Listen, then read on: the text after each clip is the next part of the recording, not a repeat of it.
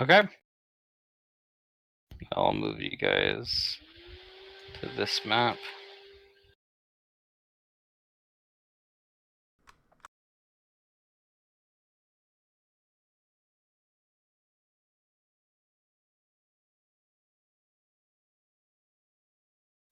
All right. This is the site of your big battle from last week. Mm-hmm. You guys are inside the soul of the Mysterium.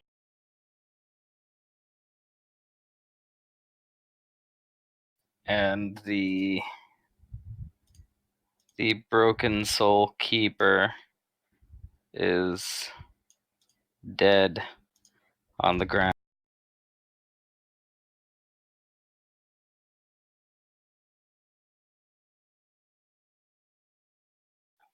Yep. Whoa, that escalated quickly. As most things have. So I think we need to figure out how to reactivate the defenses. What we're doing in here, right? Well, if I recall correctly, we're gonna have to look for the eye sockets of an angel and insert our fingers into it. Seems kind of What is there childish, to if you ask me. defend? Now.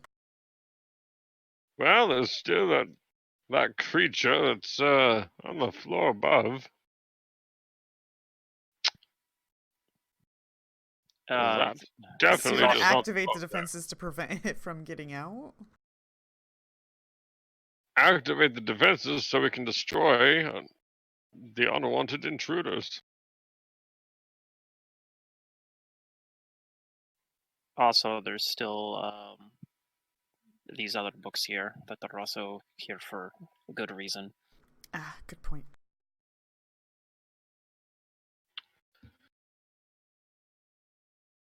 Basically, let's see if we can find at least the angel that they were talking about.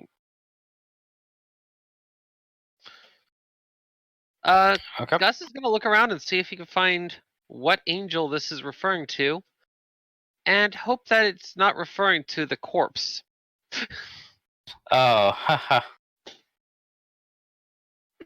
Well, amid all of the other like books and podiums and shelves and such, there are multiple angel statues, but you do eventually come to one that has like sunken in eyes, and you can see that there are two brass buttons right in the back of its skull. I think I see the one that we need to activate. Everyone else need to do anything while we're in here. Otherwise, we're gonna have to activate the defenses. Sure. Take your time. It's not like we're in a rush. Person we're looking for is currently dead. The other person we're looking for is currently with a group of no's. Who And knows we also where he's had at?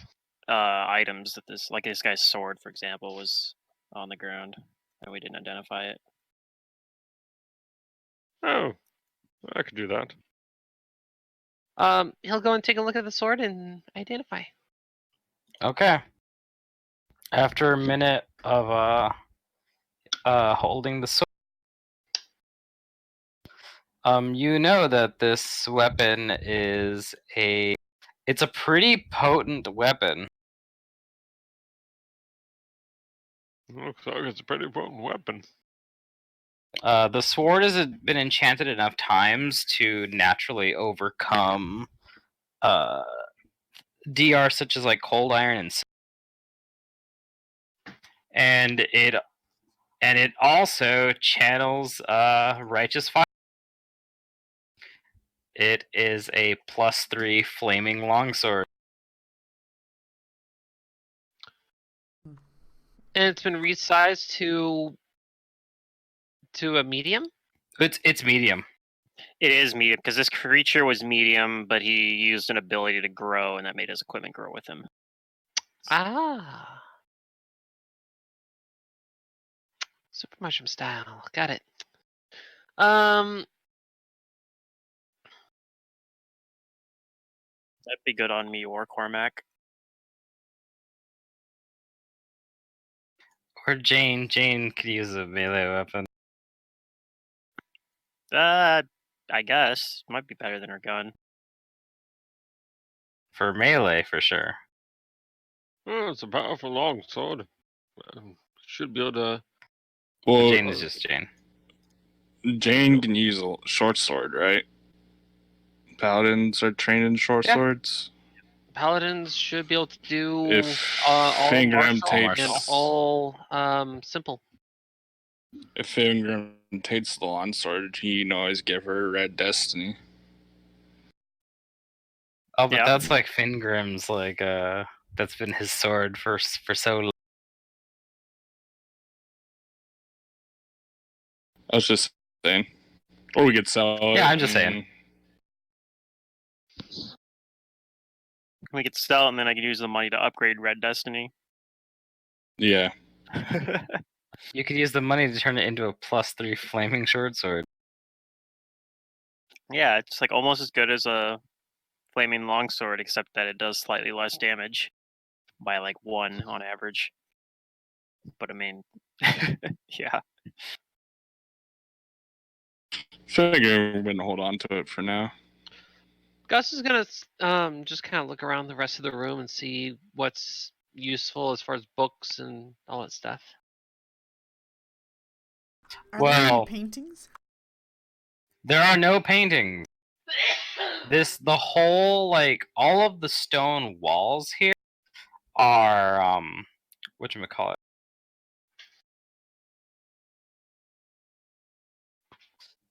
There's a lot There's of a good books here, description though. of them. They're all hanging from the different chains, though.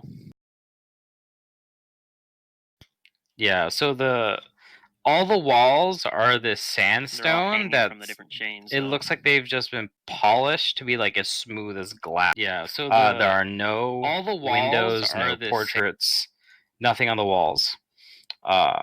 There are numerous sets of books, though,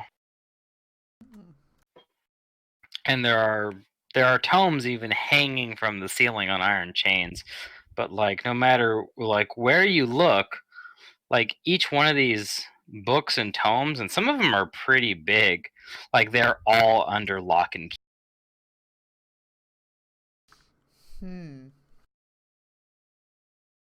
Well, I don't want to break in, so. Wait, does he have a key? Is there a key on him? You do not find any other piece of equipment other than that sword. Yes. Well, whatever it was, probably on High Priest Lythine. He probably did not have access to any of these books here. Being able to protect it was not. Him having access was not required. You don't think it's gonna have anything that we're looking for? Yeah. About these other books? Yeah. It's hard to say. The fact that they are being kept in the same place as the Necronomicon speaks a lot for what they might contain, though. Gus is gonna look around for where the Necronomicon should have been kept. Okay. You can see it. You can even think back to that vision that everybody had, where you saw Lowell's taking it and then escaping in a flash of blinding light, and you see its chains hanging there from the ceiling, and it's at the bottom where there should be a book, and there's iron bars. It's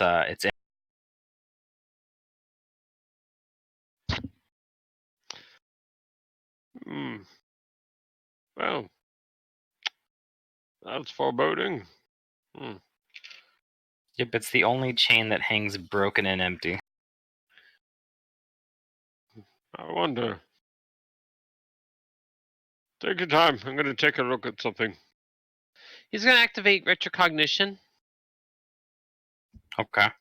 and I don't think he has the bonus or the improved version of it yet. I'm going to check really quick.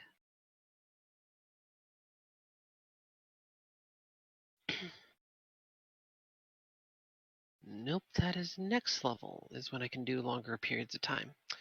All right, well, nonetheless, I can at least do 12 hours. It'll take 12 minutes to, or no, it's, yeah, okay, yeah. It'll be 12 minutes to cast and get everything. Okay. I'm assuming it's going to be a very bland course of events, but it's worth at least checking. Well, I'd say it'd probably allow you to play back the thing that you witnessed, because like that particular psychic impression is so strong. Am I impressed? Hopefully. Well, But yeah, when you cast it, you see, once again, like you see Lowell's eyeing the Necronomicon. He takes it, and then this keeper, who is the size of like a normal person and like without their blazing wings, like attempts to stop him, but Lowell's just kind of seems to easily rip the Necronomicon from its hanging chains, and yeah, that blinding flash of light happens, and then that's like the last thing you see. Gus blinks a bit on account of the blinding light, and then just says, Well, that was unfortunate. As I thought, Lowe's has the book. Psychic impression here is strong enough where I was able to sense that. "Do I have an idea of how long ago it was?"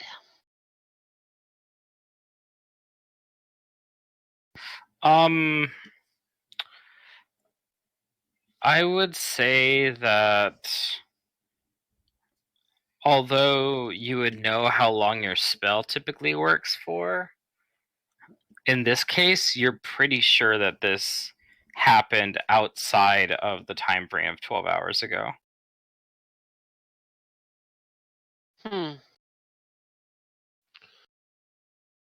Interesting. So this is sometime between like a day and a week.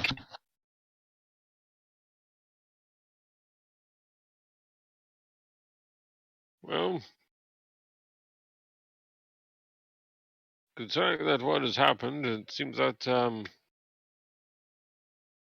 next step is going to be finding Lowell's. Where he went is out to a desert, if I recall, where knolls are. Knolls with knolls. Yep.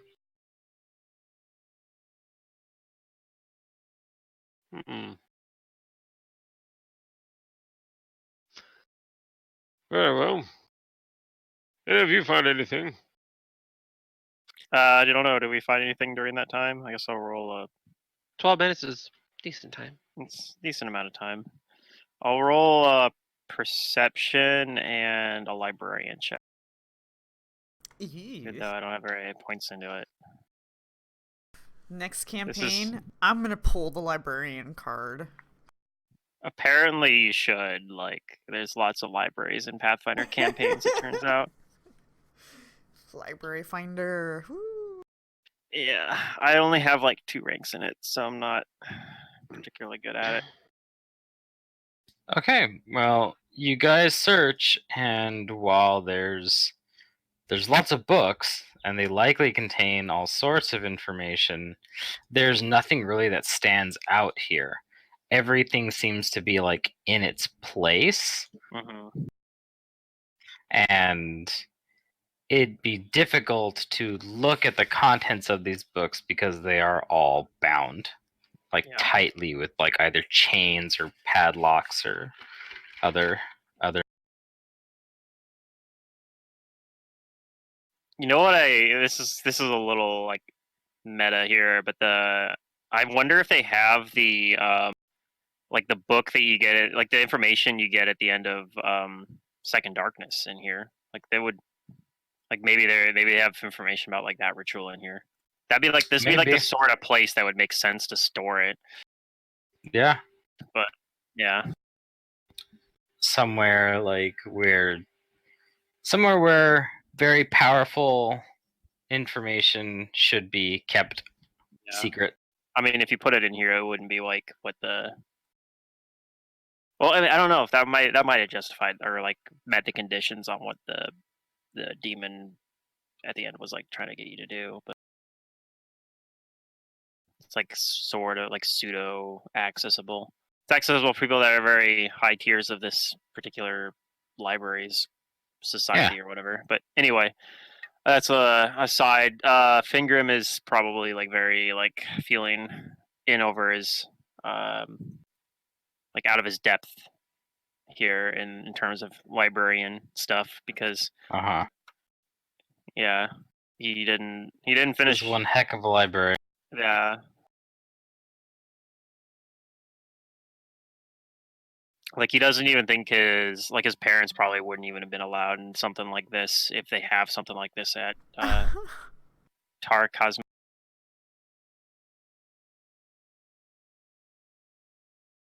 But yeah, so he's probably not really knowing what to make of it. But he looks around during that time when Gus I'm gonna called minutes and I'm gonna channel heal everybody. Oh, that's probably a good idea. In channel. I'm at like 11 health. But yeah. So when Gus asks, like, you know, do you find anything, you just kind of shrug and say, like, no, whatever we were looking for that may have been here is no longer here. I don't think. I already get 16. And he burns 2 channels. Oh, 23 and 16. All right. Oh my god, Kudu hits a milestone at 12. Brace yourselves. I don't know if I'm ready. My damage is going up. Woo. And then yeah, I guess we're probably gonna be reactivating the defenses. I don't know if we've been told, like, was there any other precautions we were told to take before we do that? Like, do we think the defenses are gonna attack us for being intruders?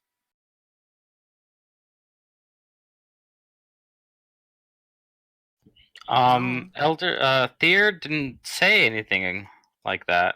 She just asked you to, like, at all costs, reactivate the security.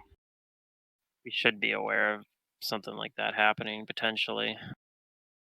The real question is how we're gonna get out.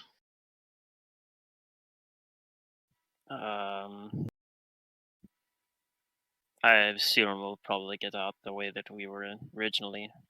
Well, actually, I don't know. I don't know if we can teleport out like very easily. We're in like a weird extra dimensional place. I don't know. Maybe the button will give us a way out. Maybe we have to look around. Maybe someone will show up. I don't know. We can always try teleporting out.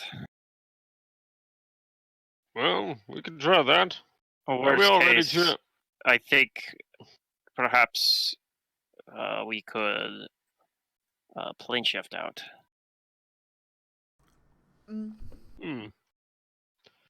Well, whatever the case may be, we'll need to activate these defenses then. Are we all ready? Cormac nods his head. Yeah, I think so. Yeah. Very well. And he's gonna walk over to one of the statues. I don't know which one was that actually was the right one, but he'll be pushing the buttons with his fingers. And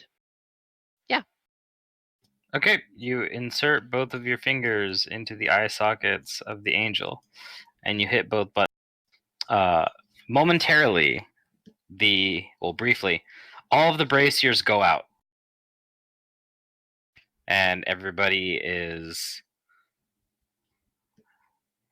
in pitch black dark. It's not supernatural darkness, but everything gets very dark, and then the braziers roar back to life. Huh. Oh. Got a little bit dark in here, and then it just went back up. And in the center of the room,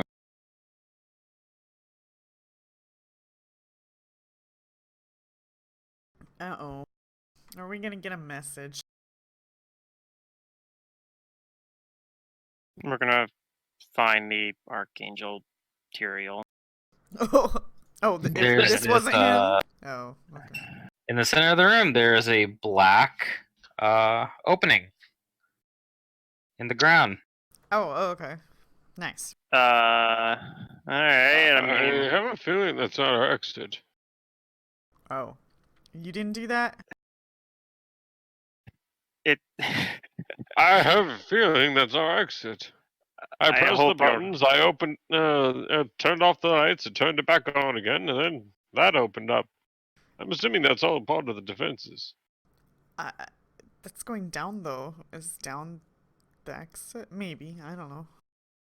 I don't think there's necessarily an up at this point. I don't think direction matters in the way that you would think it would in here. Oh. Try not to think Gus- about it too much. Gus looks in and then is just like trying to see if there's anything he can see inside the hole. It's absolute darkness, Vanta black. But it looks Copyright. very similar to how it looks very similar to the passage that the puzzle box showed. Perhaps it leads us back to where the puzzle box left us. Well, I'm going in. He jumps in. Okay. Cormac You will do. follow. I assume everybody does, right? Yeah, Yeah. I'll follow. So new campaign. The heroes die. There's an orb of annihilation Yeah, inside. like I just threw that in there because I Right? really wanted to start a new campaign. I like forgot maybe to they'll- buy the other books.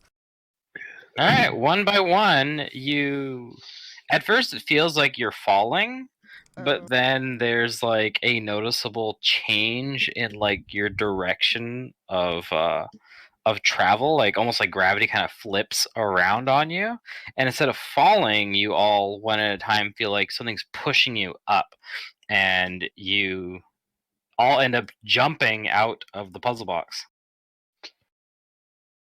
Oh. Alright, Oh my. just like this. People not like something fall you on the experience every floor, day. maybe. Yep. Don't worry You're though, back I here. fall very gracefully because I have at will feather fall. Well, looks like we're at least back in this room again. We can Mhm. teleport from here. I don't think we know of any other way back to the other level from here apart from that. Well, Although, I would assume that there should be still means of access. We still have to deal with the situation with High Priest Lythene and and gather his body.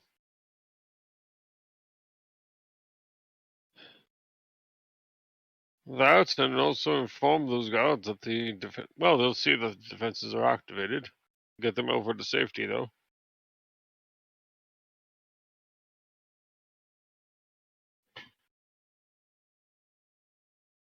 We need to see also what these defenses are and make sure that they're operating properly. Gus looks around in this room and actually is wondering if anything is different in terms of the defenses here. In the room you're in. Mm-hmm. I'm assuming no, but I'll be right back. Nope, there's still just so many angel statues that it looks like an army.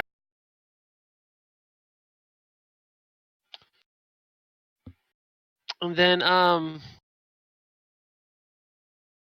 the way we came in order to get into this room originally, how did we essentially arrive in this particular room? You took one of the angelic gates down into this room, but it was one of the gates that has a timer. Oh, Right, we knew that's about So okay, this. it, so it yeah. came down from the ceiling, and it retracted back. So I'm not sure. Like maybe it's actually just designed with the assumption that people traveling in are high level teleporters. Although if that was the case, why do they have stairs down? You know, like why didn't they just For guests. so for guests? Yeah, and then they just assume the guests will be able to teleport back out because now they've been there. Or, well, I guess. mean, you would think that ideally you'd think that like a high ranking member would be the one escorting somebody down. Mm-hmm. Because it seems weird that they don't have like a way to get back on foot without teleporting, but maybe that's what the case is.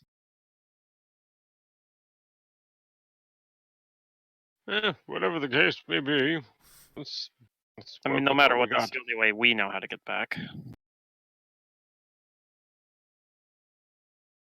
Yep. And I think unless Korvac used it to like spontaneously cast a heal spell, he probably still has word or recall to get like most of us back that way. I can't remember if it's got a limit on how many people. I feel like it did, and I had to Dimension Door some of us, which I couldn't go the entire distance with Dimension Door, but like I was able to get us back. Which I don't know if I'll be able to this time. I don't know. Distance on it hopefully is enough, but theoretically it might not.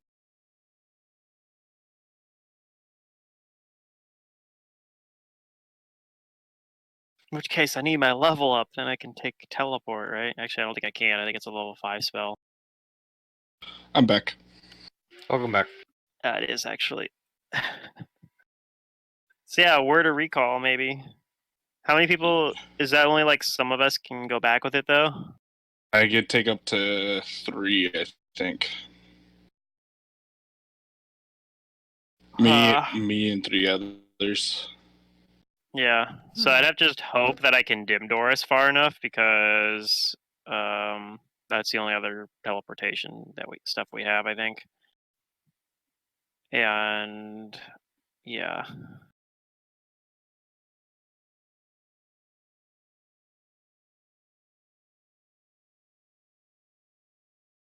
Yep. Cormac's ready to cast it whenever.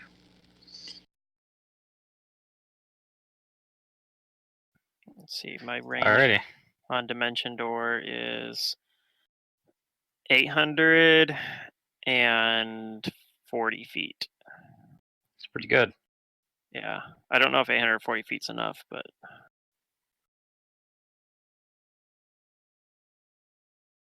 yeah, anyone that doesn't take with the word or recall, I would have to dim Doris 840 feet and hope that gets us at least to the like floor where there's stairs, you know.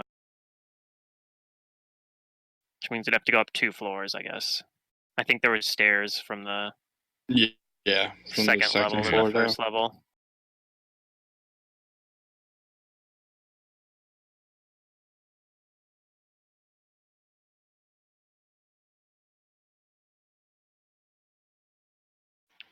Okay, Okay. so where are you gonna try word of recalling and dim dooring? Well, I think the Oh, word my- of recall had to already be like when Yeah, he prepared. I had to have it already- set. I have it set for the circle room. Yeah. Oh, so do you have it prepared, or were you gonna? Yeah, I have it prepared. So who's going with you? Figured, Gus. Unless you want, it's up to Fingram. Really, he's gonna be. If shit hits the fan, he might need someone. Oh yeah. Who's in the best condition to like fight if we had to? Oh, Right. Sister Marie, of course. Not. Probably Kudu. Probably Not. Kudu. No. All right, Sister Maria, because Sister Maria is the NPC. I'm basically like 44 of 90 health, I guess is the best way to say that. You know, I guess I'm taking Sister Maria and Jane because they're the You NPCs. You didn't. did channel. You didn't heal and earlier, heal. didn't you? I did channel. But Jane wants to Yeah. go with Gus. I also have 44 non-lethals, so it's an illusion that I look healthy, I guess. I'm taking Dredge, I guess, then. No, I mean I can go. I just what are we doing exactly? Dang it! Whoops.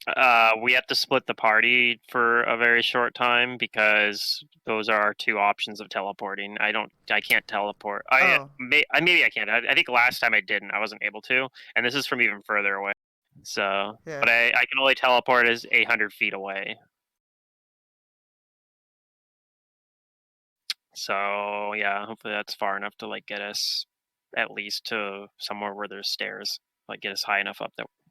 Because we've been like descending each level, right? Yeah. Yep. All right. Well, yeah, I'm better with the heals. So whoever wants me to go with them, I have all the resources as long as I have health. Okay. So I take it that these four here are word of recalling the sphere. Yeah, that works. Okay. You cast the spell, and Fingrim and Sister Maria see them vanish. And Fingrim, how many feet are you using of Dimension Door?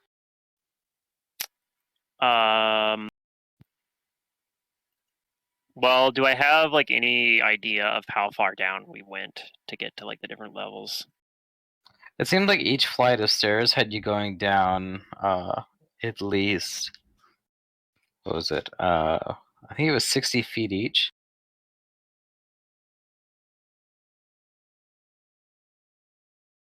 They go fairly deep. Yeah. I mean, if it's just me and Sister Maria, I can just be like, "All right, I'm gonna hold you, Sister Maria, and then we're gonna teleport up as far. And if we get outside and I just feather fall down, it's not a big deal." Yeah, you could.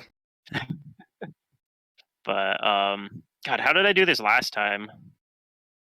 I guess I just assume. I think I just teleported into a spot and hoped that was it. It was within range. Like instead of doing it like a specific coordinate, I did it by like visualizing the location. So I could just try that and just hope that I'm within range. So yeah, I'll try to go to the I'll try to go to the like I'll try to do it by visualizing like the location kind of going right into the like right by the stairs on the second floor down, right by the stairs up. Because I think those stairs well actually I don't know, are they gonna reclose when we activate the defenses? I'll just teleport to the first level. To the first level? I'll All try right. to teleport to the first level, like and hope that's within 800 feet. Okay. I don't even know what happens if it doesn't. Does it just fail? It might just fail. We could just be stuck here for a little bit if it doesn't happen. All right. So let's see. Fingrim and Sister Maria are in on the first level, and the other 4, you guys are in the sphere. Which maybe I could even reach the sphere, but I'm not exactly sure where that is.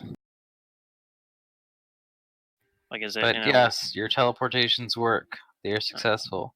Right. And Nice.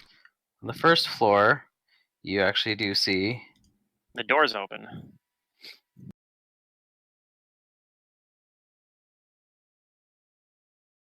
Yep. there are guys moving around, and as soon Hopefully as they they recognize see us. Fingrim and Sister Maria, yep, Hmm. it looks like they recognize you. Yeah, and I'll kind of hold my hand up to like hold my hands up, no weapon out, and Oh, yeah.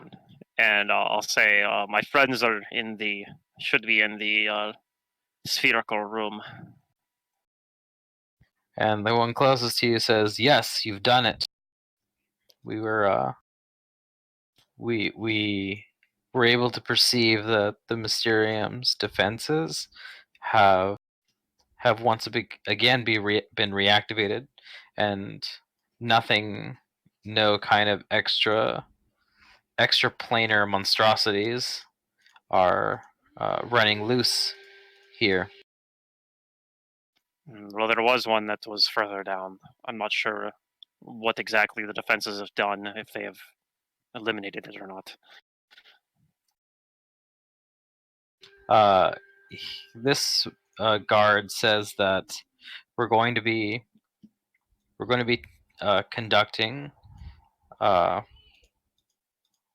going to be conducting an exploration back into the depths of Mysterium, now that everything is back under control.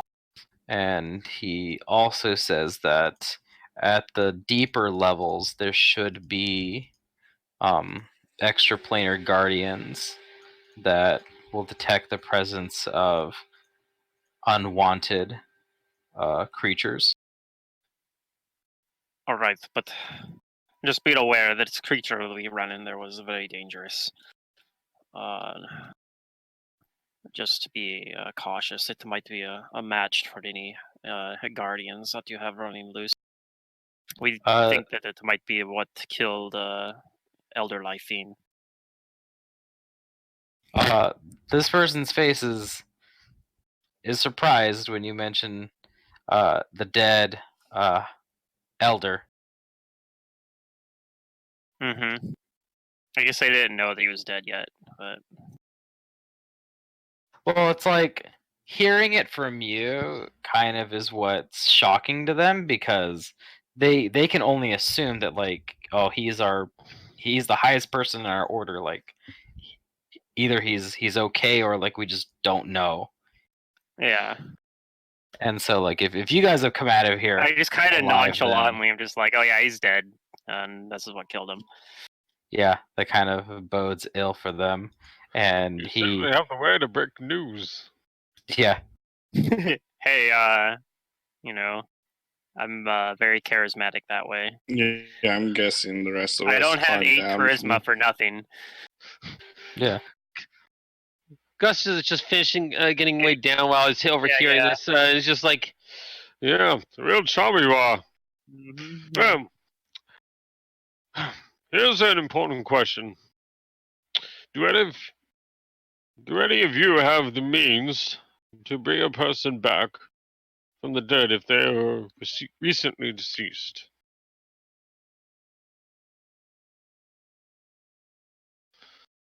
he says this over to the, basically to the guards that are coming in and such, and asks it. He'll go and say, Or do you actually know anyone that would have that kind of ability? They say that the only person they know who could possibly do it is the.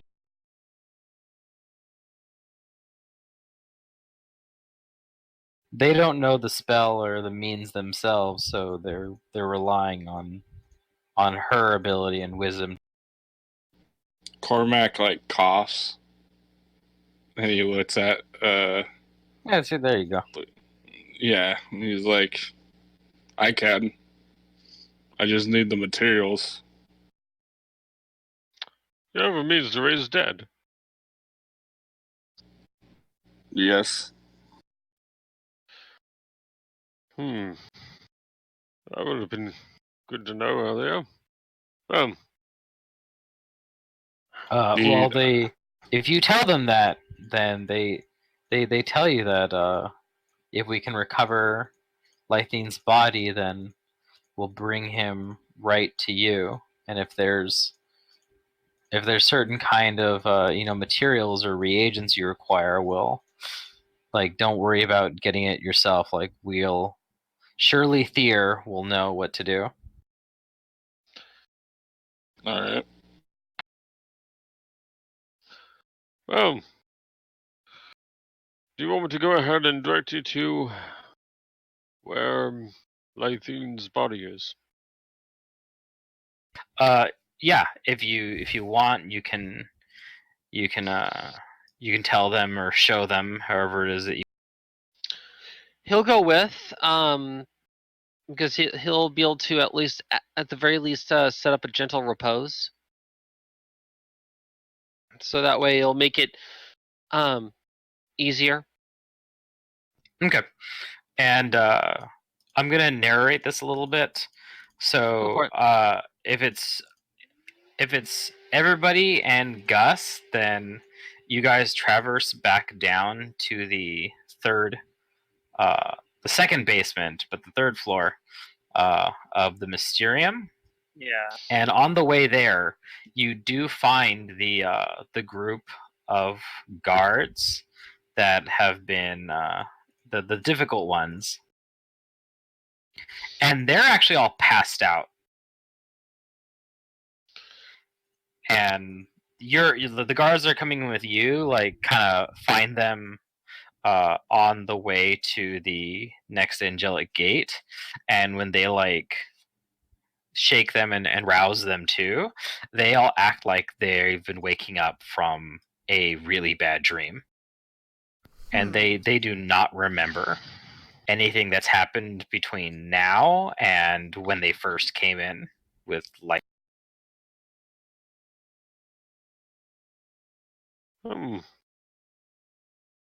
Well, at least they won't have to worry about the trauma, I suppose. At least I hope. What they've seen here is something no man should ever see. At the same time, at least the supplies helped them out. So you guys go down to the third floor. Yeah, hopefully somebody can keep the stairs open for us while we're down here. Oh yeah, the second floor stairs can be kept open to the third floor. And some of the Mysterium guards remain posted up there to make travel easy. But once you guys are at the third floor and you tell them where the thing is, they actually go to the room where you found those axiomites, and the axiomites act very differently when the Mysterium guards are there talking to them. Because it seems like they instantly recognize their garb and their symbols on sight, and the guards petition the axiomites. They petition the axiomites for a single boon before sending them back to Axis.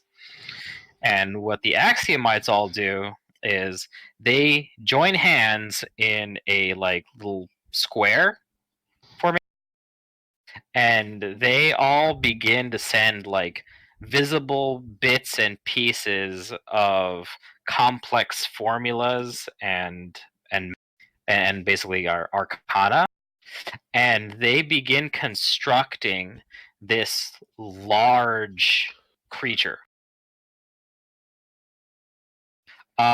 When it finally takes form, it looks like a mechanical centaur with golden clockwork wings that sprout from its back, and both of its arms are they end in barbed chain.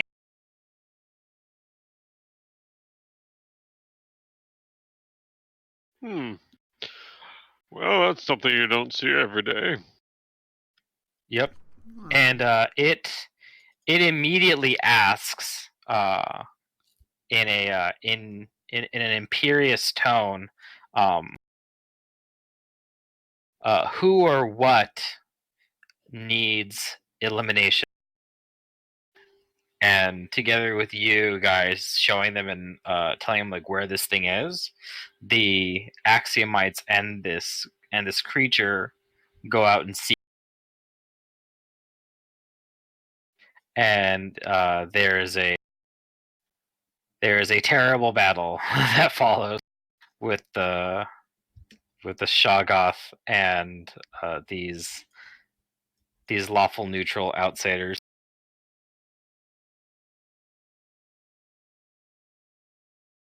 But they do eventually, all 5 of them do bring it down.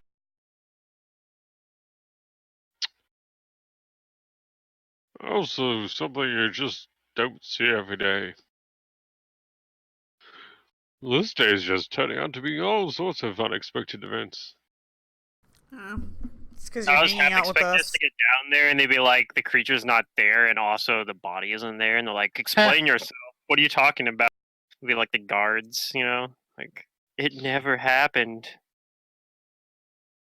Yeah, this thing that they summon, a Zelakut, is pretty interesting.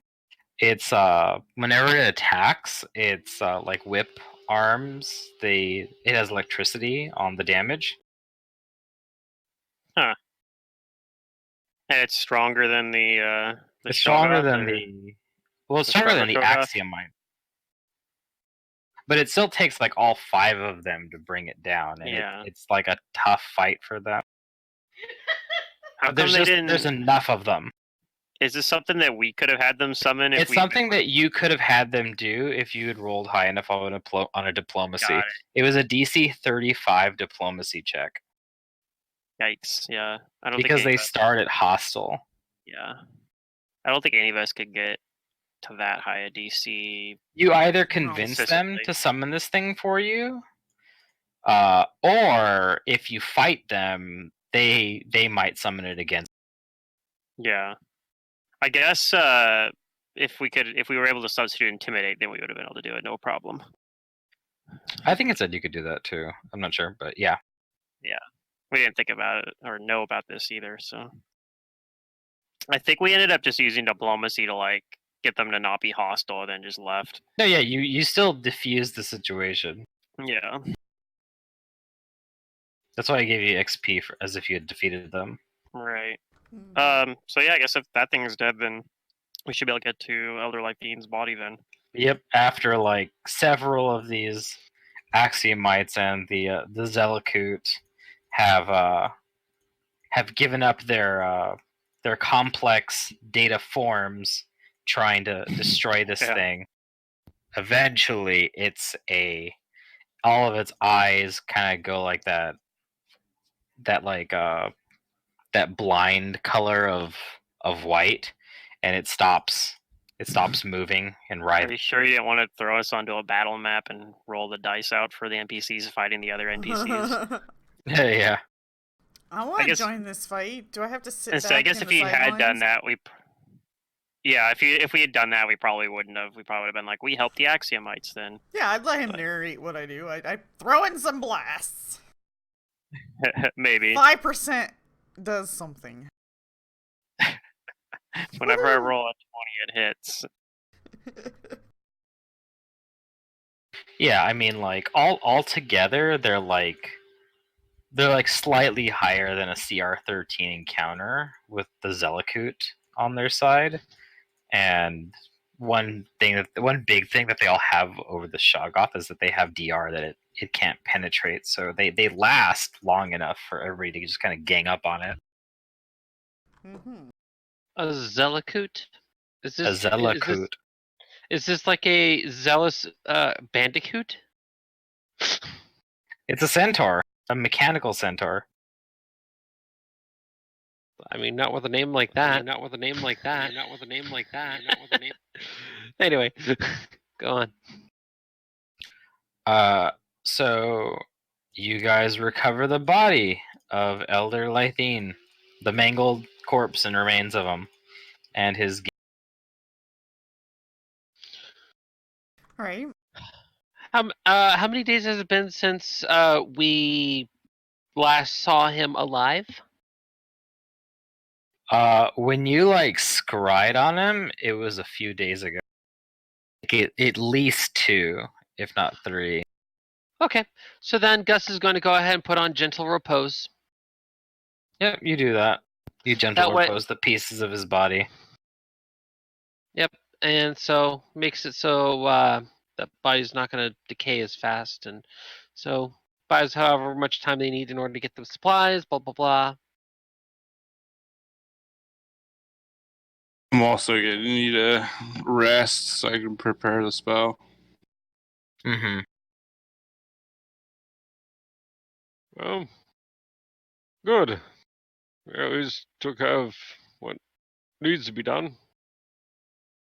I hope Elder Lythine will not have to remember what has just happened, though. It is something the mind is not easily able to recover from. I hope that he does remember a lot because I have questions that I want to ask him.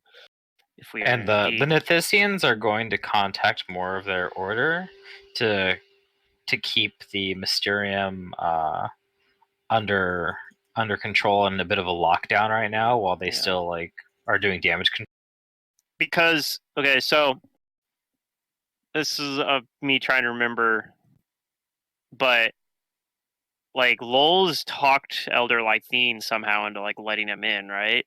So I want to like that's so like if we plan to like get him resurrected, we have like stuff we're gonna want to ask him, right? Probably. So, Yeah, I would. Perhaps. Yeah. I'm just so yeah, that would be something that Finger would express. Like, yeah, if we do indeed get him resurrected somehow, I have many questions I'd like to ask. Gus looks at the body of the Shogoth that was destroyed. Okay. You do. You look at the hideous body as it lies there, and what you do notice is that it's slowly losing its like its form, its corporeal form.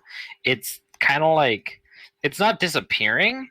It's just like dissolving. Like it's very slowly becoming oozy and gooey.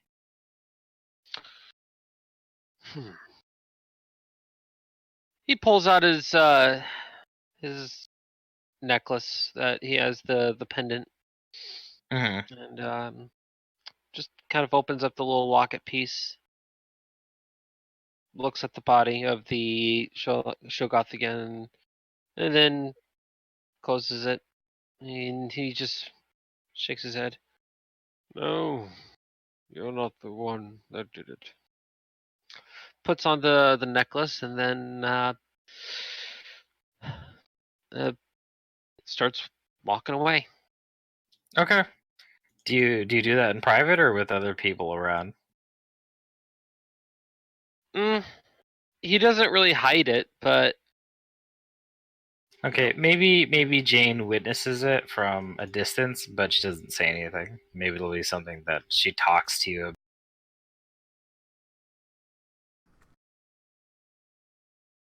and he won't notice that. Yeah, and she's like too polite and shy to like talk to go up to you about it so brazen. Have you guys seen the web comic about Sven killing the shark that killed his father? The scar because of the scar on his eye. And then he reads about scar-eyed sharks. No. I'll have to find it. Okay, so some of the other magi here, they contact Thier, and then she contacts. She contacts Gondor, and they light the flames. Well, since you got the Mysterium back under control, she needs to talk to you. Oh, And I okay. assume that at least one of you goes to one talk of to her. us, at least one of us is gonna go. Like, don't worry. I know nobody else wants to, but Sister Maria will volunteer. Yeah. Right. Gus will be going. I'll go as well. Definitely everybody's going. Alright, fine. If you say so.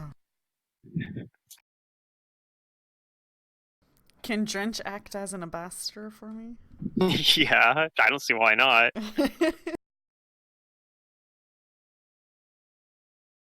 So when you go to see her, she welcomes you. Her tone is a bit different. It seems like she trusts you now that you've done this great deed. She also looks much more relieved, not as tense. And she has the means to purchase a diamond valuable enough to use in part of the raised dead. She does admit that she wouldn't be able to cast the spell herself. She would have been relying on her expertise with scrolls to try and cast that. Since one of you can do it, that makes things much simpler. Cormac nods his head. That means we're more powerful than her. I mean... Yeah. She says that... Not necessarily, because she might not be able to cast the spells, but she might have some buff magic items being the leader of this place. She's like now the de facto leader, if not the official leader of this branch of the Mysterium anyway, right? Yeah, until Lythene is raised. Yeah. But in the meantime, she says that she's sorry that she can't offer anything adequate for what you've done, like as a reward. You can all do any kind of studying that you want to do at the Mysterium anytime you want. We gotta practice libraries. She can at least freaking HP. Yeah, she can at least do that for you. Is that you've more than earned the right to come here like a man. Shit, does this library even have an HP? Not in the context. Dells. Yeah. It probably does for certain topics.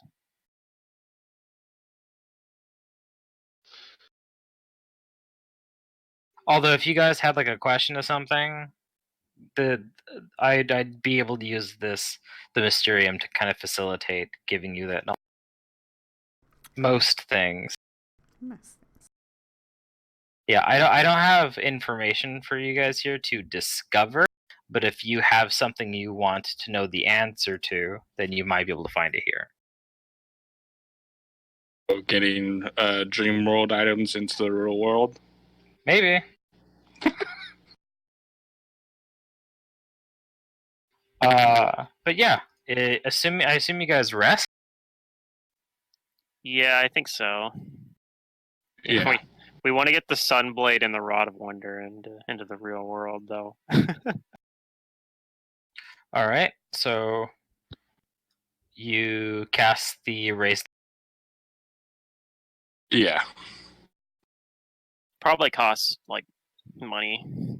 It costs 5,000 gold. No, I meant the 5,000 Dream World items over probably like cost money or something. So probably. Maybe. Oh yeah, you gotta spend a bunch of money. It's cheaper than buying an actual Sunblade, but still costs money. All right, so you successfully raise the corpse into a living person. and Lythine is back from a harrowing ordeal with. Do you remember how you died? The priest remembers all too vividly how he died, and it was trying to destroy that abomination. It's like, unfortunately, it was just too strong. He says that he might have had a chance to destroy it while it was still weak and in its smaller form, but he couldn't stop them from merging, and they became stronger than he knew what to do.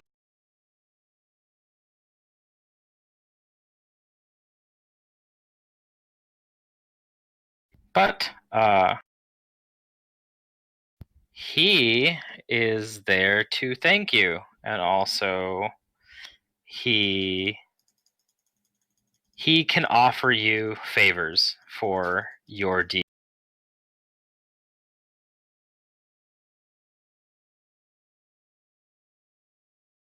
And he says that he can do anything in his power to repay you.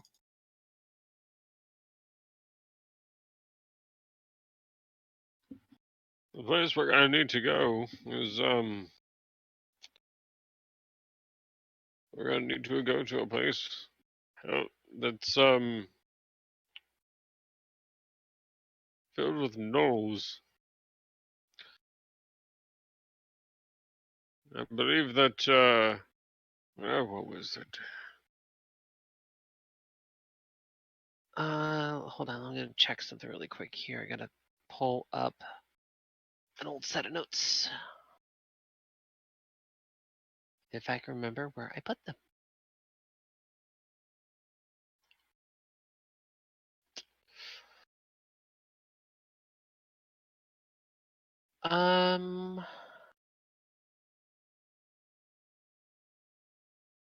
Right, I'm back.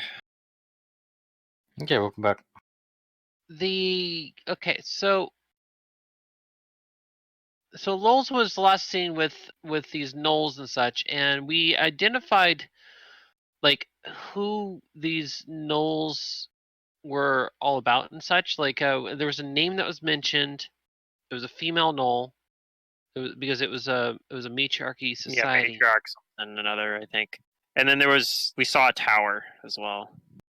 Yeah, and like so we saw a specific structure, or at least I'm assuming it's something we could probably figure out about. And I remember we had something mentioned that was telling us where it was at, and I wasn't over in like Catapesh or something like that.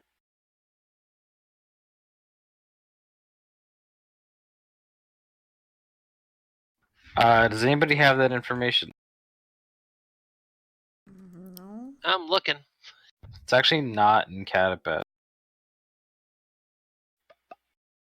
Apparently, I didn't save my notes that day, and that's a concern.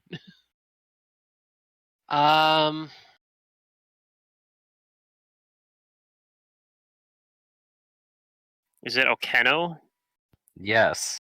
Okay. Okeno is supposed to be meet with Biting Lash. Yep. That's what I And- have written down as my only notes for that session. I had to go back a few sessions to find it, but like open the edit notes thing and look in there. But this was like There it old was. notes from when we were over in the manor, and we got that from the son's possessions.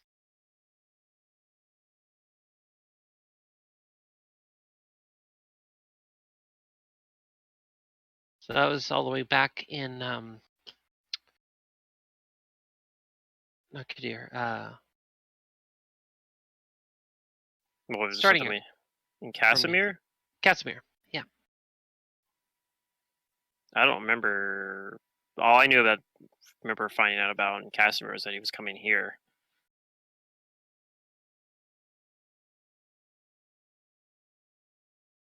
Didn't we Well, we met find the out other that we found out where he was at now from the real doctor guy, the one that we ended up killing here Moon?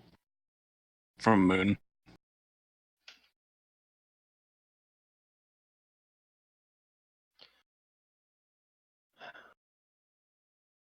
wish my notes were actually not like gone.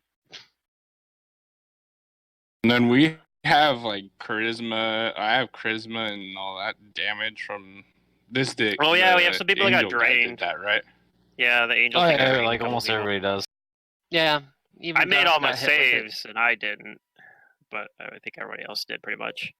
I have 3 strength drain, 1 charisma, and 1 con. Drain's the nastier one, right? Yeah, you have to use a spell to get rid of it. Drain's It's permanent. expensive. Yep. And 3 of my points are out of the 5 are physical.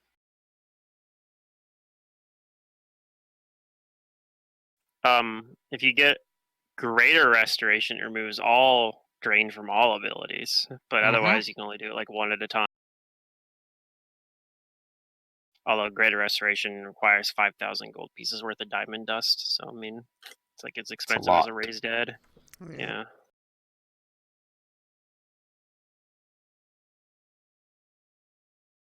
Also a 7th level spell, I think. Are we still in Yeah. this book, The Whisper? It does Out of also Time? remove all negative levels. We actually are. Restoration only Okay. does 1. So that was This just is the a part long we finished book. up? Okay. We were in the epilogue basically. It's possible to get out of it though fairly quickly. Well, not too quickly. I want my levels.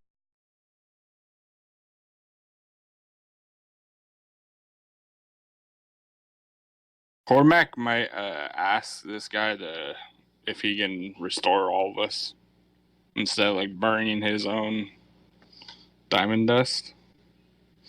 Like if he has anybody that can cast a spell.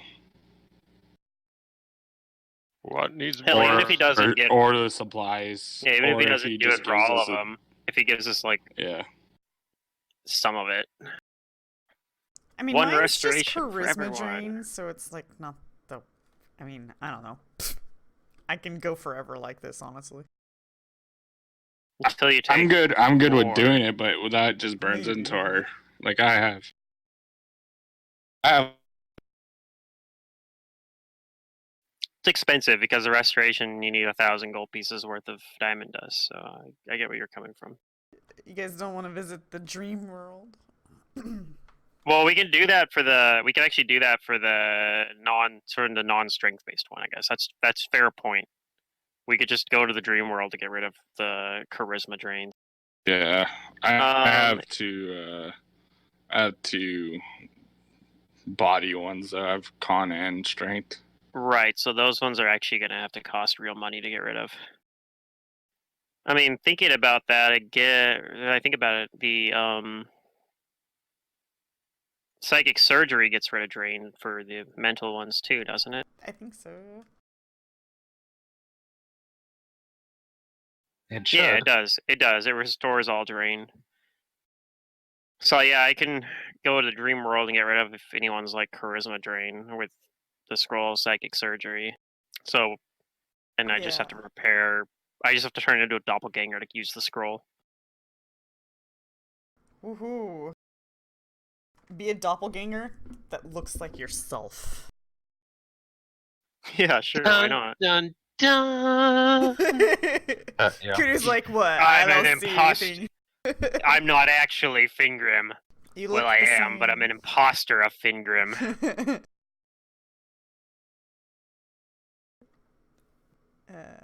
That sounds like a really like I'd be like a really funny like mock superhero, like someone who has the ability to impersonate themselves. Yeah. like along with like other great superheroes, like the man who is quadriplegic but can walk anyway. Oh. Yeah. Just like these like non-powers. It's like together they make the most underwhelming team of superheroes ever assembled. It's like that one. Who assembled these superhero in- heroes? Well, frankly, nobody I did. could- They just got together. I could be. It's like I could be invisible when no one's looking at me. Yeah, exactly. That's the sort of superpower I'm thinking of. Just like assemble like a whole team of like these sort of heroes. Everybody give yourselves 9,600 experience points for recovering Lythine's body from the Shoggoth Cynic. Okay. And that should be what you needed left to level. Yeah. Yeah, and change. What was that number? 9,600? 9,600. Yeah, change into level 12. Oh boy.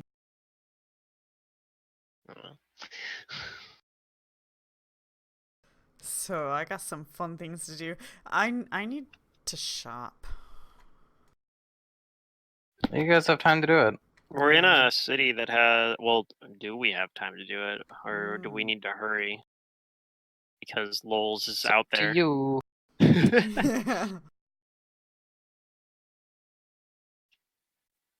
All right. So I got to increase my int modifier, which doesn't do much, but it actually does do something. I was thinking it didn't do anything because it's an odd number, but I think it might do something because of bonus spells. I could be wrong on that. Let me check. Actually, no, I guess it doesn't do anything. Never mind. It basically does nothing. So what are we doing right now? Are we still in Helps first drain, I guess. I guess on the timeline. Are we still talking to the Did we raise Dead? We raised the guy. And are we done talking? Yeah, we raised it. I don't know if we're done talking to him. Okay. No one's. Yeah, you guys I haven't think he said. got raised like why was AFK or something. But because I wanted to ask him about Lols. Like, how did Lols talk him into like getting into the Mysterium for starters? Like, I don't know. We haven't actually heard that story yet. Because like Tyr didn't know how either. Just that he somehow did it.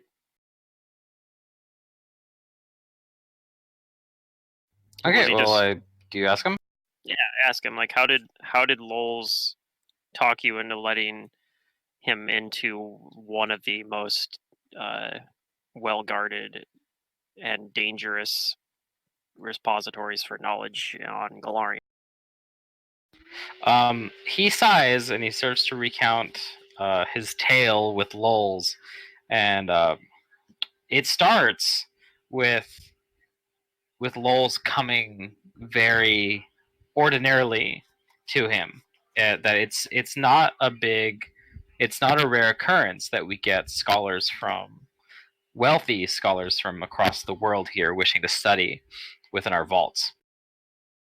And so we accepted his coin and his presence to come and study at the upper levels.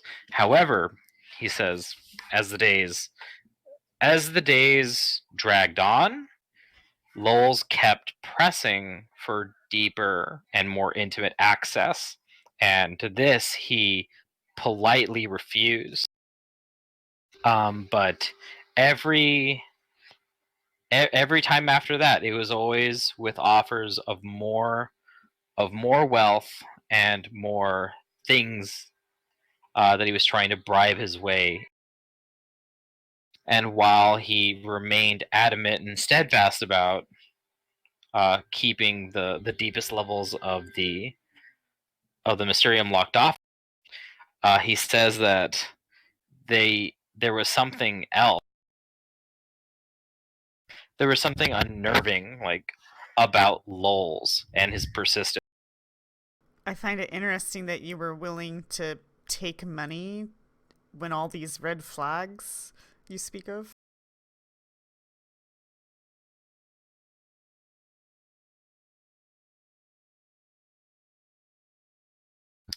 He says that eventually one day came where he felt as if his mental defenses were just he didn't keep himself as guarded as he should have, and he says I was a fool to believe him. But it is my failure that Lowell's managed to coerce his way into the soul.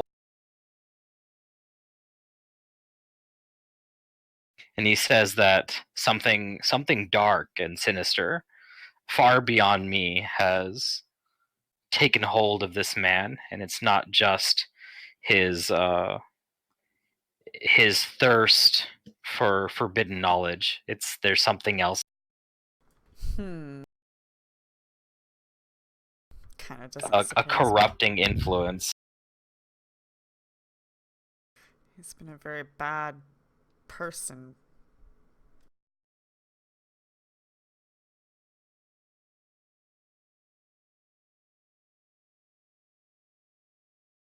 Did he tell you anything about his research? Only bits and pieces. The man would keep some things vague. He was looking for a city, one that is lost to time and most record books. We already know about this, right? Yeah, I think we Yeah. know about this. Yeah. He says that something in here was the key to finding it. And now I know that he was seeking the Necronomicon. And there's a myriad of dark locations that it could be leading. So do you think that he was seeking information within the Necronomicon? Information and the means to travel. Have you perhaps perused its contents? He shakes his head and he looks at you with all seriousness in his eyes and says, "No." Okay. Sense motive. I believe him. In all seriousness. I don't think I need a raw sense motive on that one. I'm gonna believe him. I mean, just for fun, I could. What else I want to ask this guy? There's the sense motive. I haven't updated it for level 12, but I'm sure I think he's telling the truth. He has not laid eyes on anything within that tome.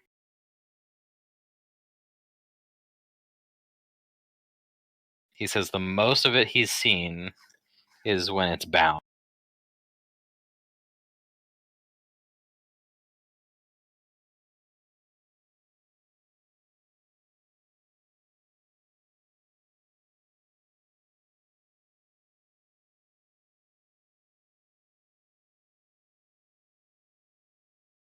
He asks you all, what do you intend to do?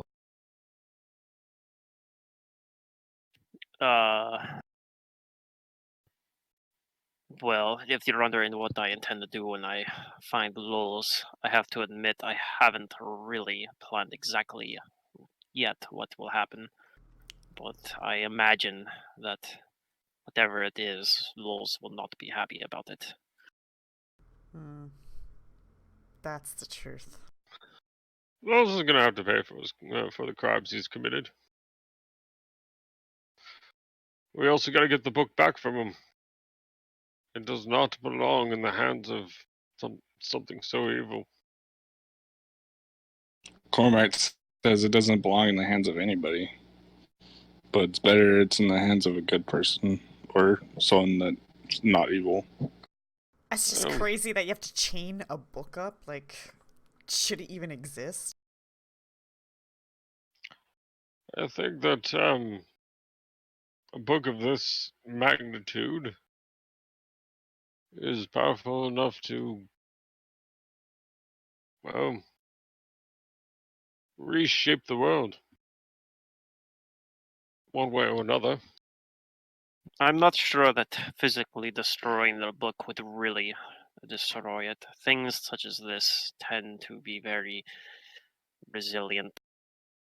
Lightning also adds that although we keep secret and safe forbidden knowledge, it's not our intent to eliminate it from the world.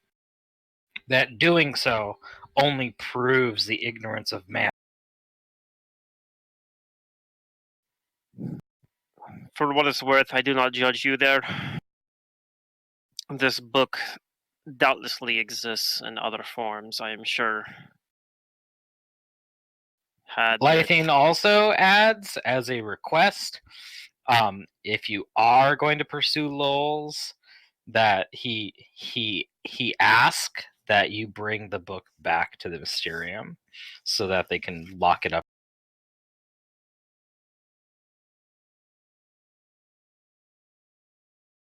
I think we already agreed to that with what's her name, Thurm.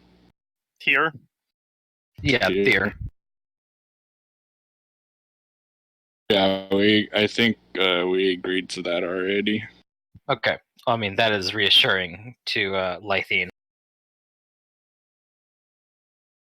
Yeah, because remember, sister was like, I don't know if I should. You guys kind of dropped the ball on that last time.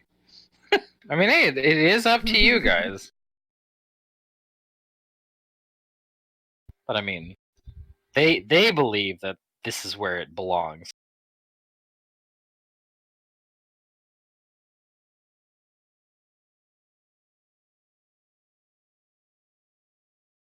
Lythine adds, unless anybody else wants to ask him anything else, if you tell him the place that, if you tell him that you know Lowell's went to Okeno, he tells you that one thing I can do for you at least is to make your travel there as quick as possible.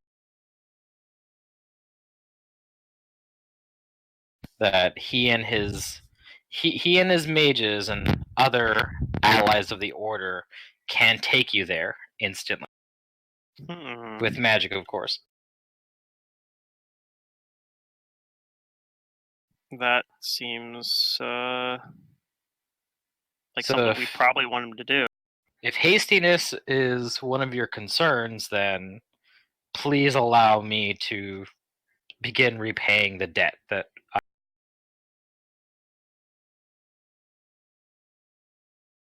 Okay.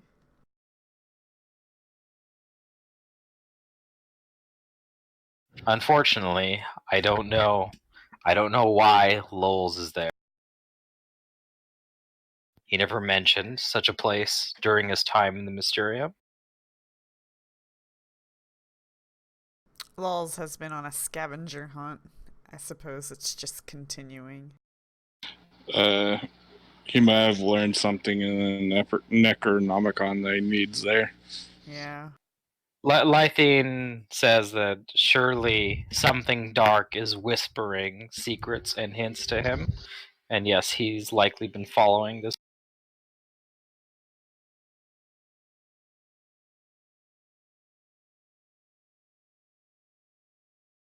With that book, though, I fear that he is all but he has all but attained his goal.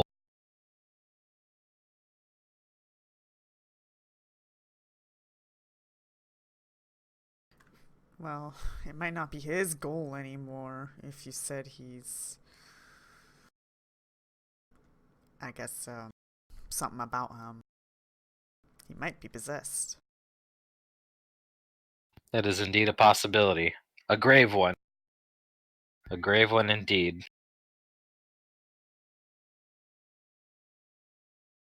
If that's the case, then we need heroes. And you all are the ones that are equipped with the knowledge to.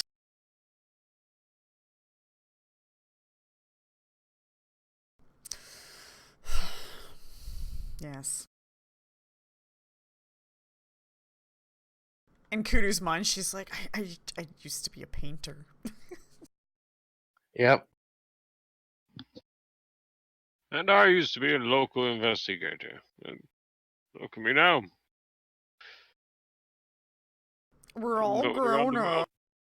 Out of character, what else can this guy do to help us? Is He can perform some spellcasting services for you.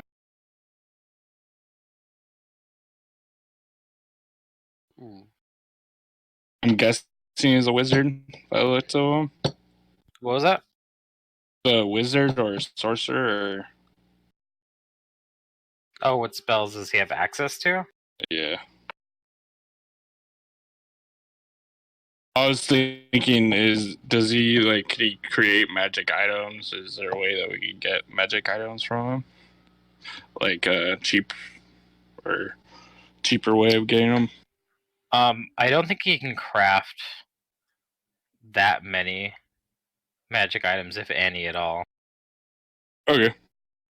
So travel might be the biggest thing. You Travel for sure, and some other spells. I have to see what level of spells that he can do, because he's a. Actually, no. Mystic Thurges have 1-to-1 casting. Each level of Mystic Thurge increases your divine and your arcane casting by 1.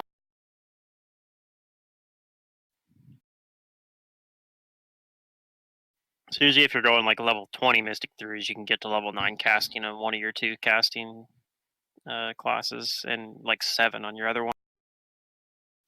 Okay, so he's able to do. You guys still have more spells than he does, because he's actually only character level 12, which is what you guys are at right now. So he's effectively a he's 3 levels of cleric, 3 levels of wizard, and then he has 6 more levels of arcane or for mystic thurge. So I believe that gives him 4th level divine and arcane, or is it 5th? Sorry, what were the 2 levels again? I think he has 5th level arcane and divine spell, because he's 3 levels of both cleric and wizard, and then 6 levels of mystic third. Yeah.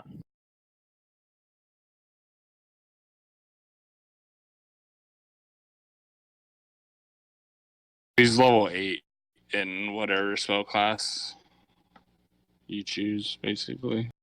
9, actually, right? Yeah, 9. I believe he's 9. Yeah, so he has up to 5th level spells in both cleric and wizard.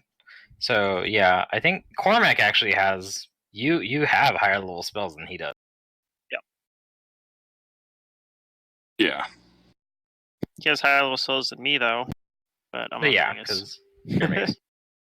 I get 5th level spells at level 13, I think.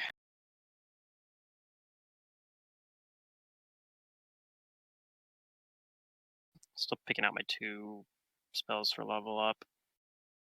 I might just take, I don't know, I might just take some neat, I don't know, that's the thing, is I'm maybe I'll just take a more narrow utility spells. I'm oh yeah, those aren't on Magus spell list very much. Most of them are combat spells. Yep, so what do you guys do? Do you ask him anything else? Do you want any spells that he's capable of casting, or some other kind of Assuming favor or information? Around for another. I do need to go buy and shop and sell. I guess. Might ask him if he knows anything about the dream realm and bringing stuff over. Oh yeah, that's The only thing he knows about the dream realm is through little bits and pieces that he's remembered either studying or talking about. He's not an expert on it. Do you know someone that is?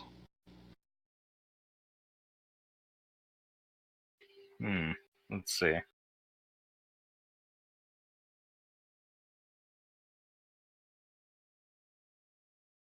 Might be asking him for an expert, and we might just know more than the expert.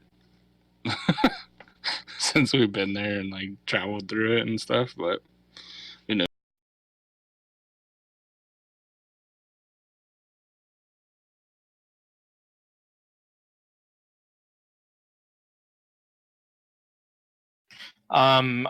I don't think he knows anybody who's an expert on that, but you might be able to find something in the Mysterium on it. He says that I would look in the section for other planes of existence. Perhaps our archives on calling and binding outsiders might give you some insights. All right. Cormac will mention this to Fingram and see if he's interested. Yeah, because we had to spend I'd be willing to do that because we have to spend a little bit of time just for like a little bit more extra time for recovery as well. Yeah. Because I know for one thing I'm going to do is I'm going to get rid of like Kudu's charisma drain, for example, in the dream realm. Mm-hmm. Nah, I'm probably gonna end up using my restorations to heal myself. Unless this guy can at least do one. If he could do my strength one, I'm good with doing my con one. Does anybody else have any physical drain?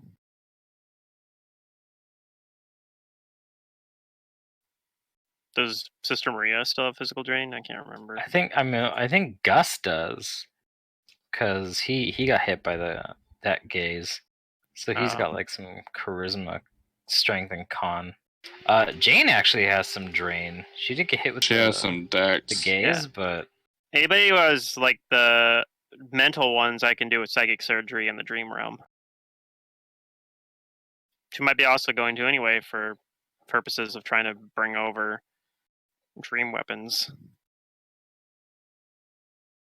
I kind of have a roundabout way of bringing the items to the real world. It's making them what they were in the dream world in the real world is really what the issue is.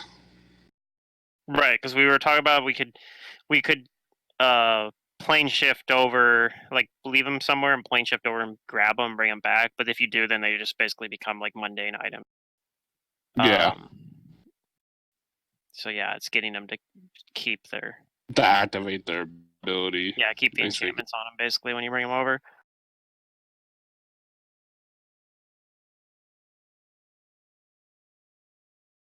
But I think it was like if you brought it over, it would probably if you brought it over to from the dream world and then like went to sleep, but you'd still have it with you, and then it would actually function again as long as you're in the dream world. So I mean, it's not really like that bad of a thing, I guess, to bring them over anyway. But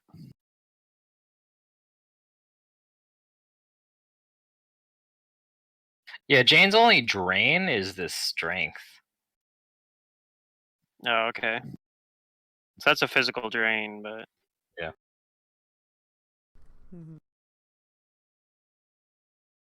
But she does lose her dex because she's strength drained. Yeah. Oh, because she's encumbered. Yeah. It's probably worth dealing with.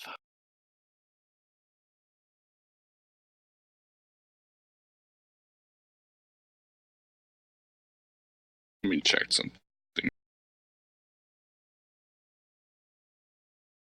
All right, but I mean, if you're gonna take some time, like either shopping or using time to fix ability scores with like restoration or something, just tell me like what you're spending or what you're doing, and we'll get that done with as soon as possible.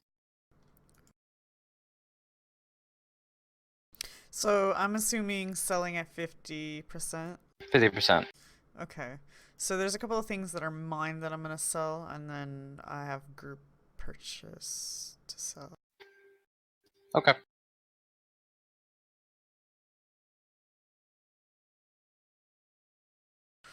So I still have this brooch of shielding. Do we care about it? Cause I ain't gonna use it. Nah, we can get rid of it. It's fine.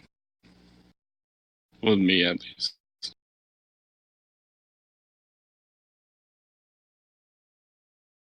Now I gotta check my stuff to see if there's things I want to sell as well. I think there is a few things. I have a Ring of Protection +1 that I think I'm going to sell. So that'd be.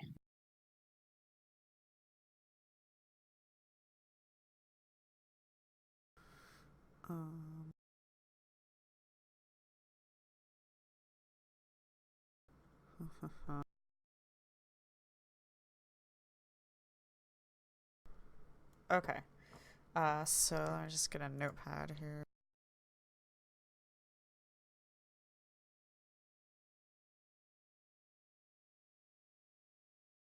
Where the hell is the notepad?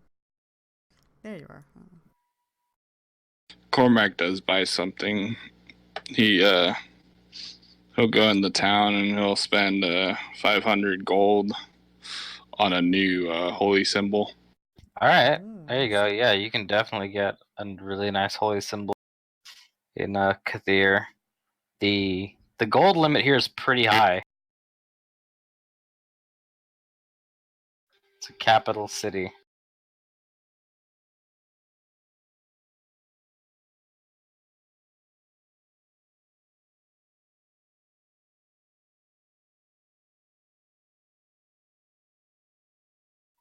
Stream stuff. I was like, when did I get Spectacles of Understanding? Why haven't I been using them lately? And I'm like, oh yeah, because it's I only have them in the dream world, so it hasn't come up. I have like a pretty good way of tracking like what stuff that is because I made a custom container called Dream Stuff in Hero Lab, and I just put everything. That's good. Everything that is not in the real world's in the Dream Stuff container, but you can only tell by like mousing over and see what container it's in, basically. Hold on, I gotta see It's what a good these idea. armor prices are. Okay, so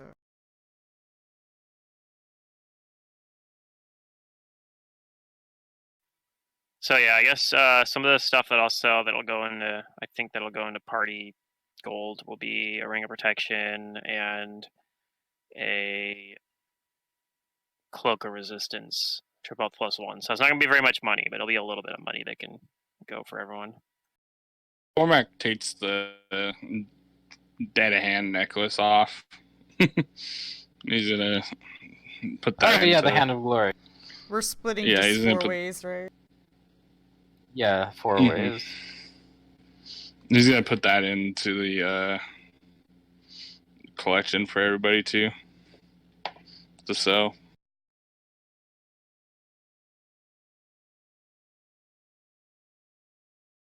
I don't remember how much that one cost or. The Hand of Glory. Did I Yeah. do that wrong? I did do that I wrong. think I did mine wrong. Okay, actually it's 1500. What the hell? I am failing today. All right, so those 2 things that I'm selling, everyone gets 375 gold for. Oh my god, what am I doing? Let me just get my calculator. Rolling dice is hard when dice rolling is just math. Everybody gets 2,000. It's 8,000 divided by 4 Oh, for hand the is Hand of a Glory. lot. Yeah. Oh, I don't have a whole lot to contribute, but 875 per person. Okay, that's Okay, so wait, how much total are we getting here? we'll have to add all those numbers up. 2,000 seeing- plus 875 plus 375. And if you have anything to sell, whatever you got. I'm seeing 3,250 each so far. That's the total. Hmm. It's a little chunk.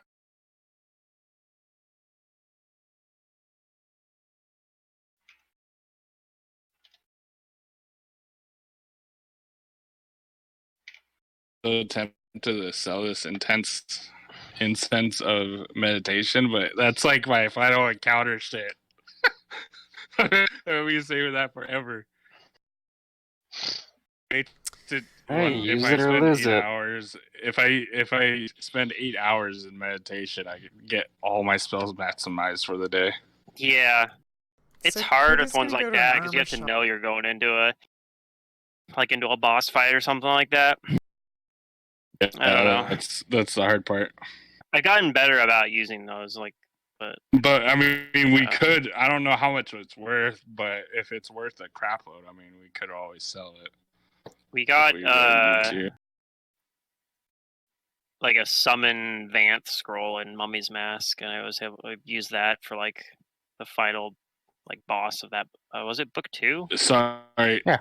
the hand would have been 1,000 each. I forgot to factor in the 50%. Oh no! Okay, I'll minus 1,000 then. Sorry about that. It happens. Math is hard. So it's 2,250. Correct.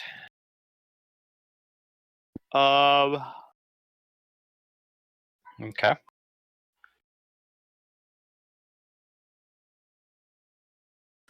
Just a moment. I'm building an armor. But other than that, that's all I'm doing. I'm just gonna buy armor. I think I will give Red Destiny over to Jane. Oh, okay. And tell her she to looks at it in awe and asks if you're sure. Yeah, I mean, I intend to use this longsword here. This defender that wasn't able to stop Lulz from stealing the Necronomicon. I'm intending to use it to kind of achieve the goal that this Guardian wanted to do. But this sword has served me very well. Oh yeah. And although it's kind of legendary through your own deed. although I do not have reason to use it now myself, I do think it should have continued use. All right. Well, she says that she won't let you down. I think she had like a dagger or something as her backup weapon. She does have a +1 dagger. Yeah. She still has it. She actually needs a better gun. But yeah, so the sword starts to be a little bit better than the dagger as a backup weapon, like a melee weapon if she needs it. Yep.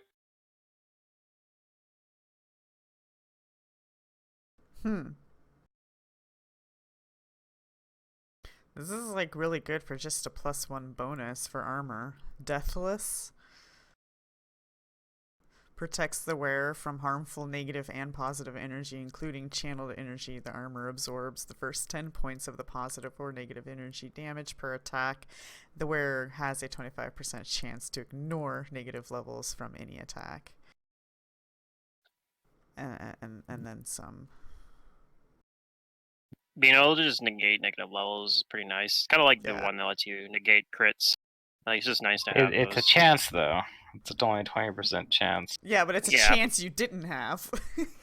Right. Yeah, well, and you have a lot of times. It's still good. Yeah, it's just another defense to add on. You stack that with having good saves and things like that. I think I'm gonna grab that. I'm trying to make Kudu untouchable at all angles, you know? Just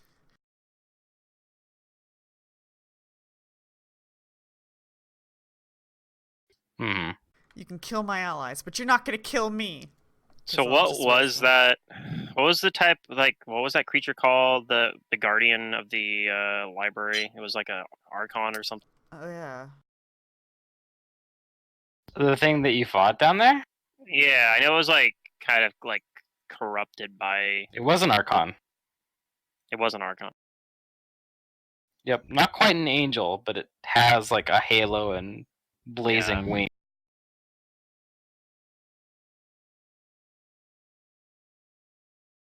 Gus is gonna look into trying to buy a few diamonds that are 1,000 gold each. Okay. Yeah, you can totally find those here. Jewels are always on the market. Oh, that reminds me. I want to buy some. I want to buy some. What's it called? Diamond dust. That's also readily available. Yeah, because one, it'd be nice to have some in case I need need to use some, we need to use some for like restoration, as like an extra reserve for that. But also, I have stone skin, so it'd be nice to be able to cast stone skin. Yep. I think I might Use it for already that. have a little bit of that, but I just have a diamond, so I'd have if I grinded that up in a diamond dust. But no, I'll just buy a separate stash of diamond.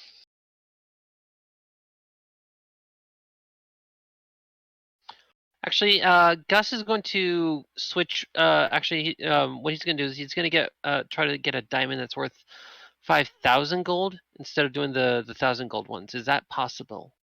To buy just a straight 5,000 gold diamond. Yeah.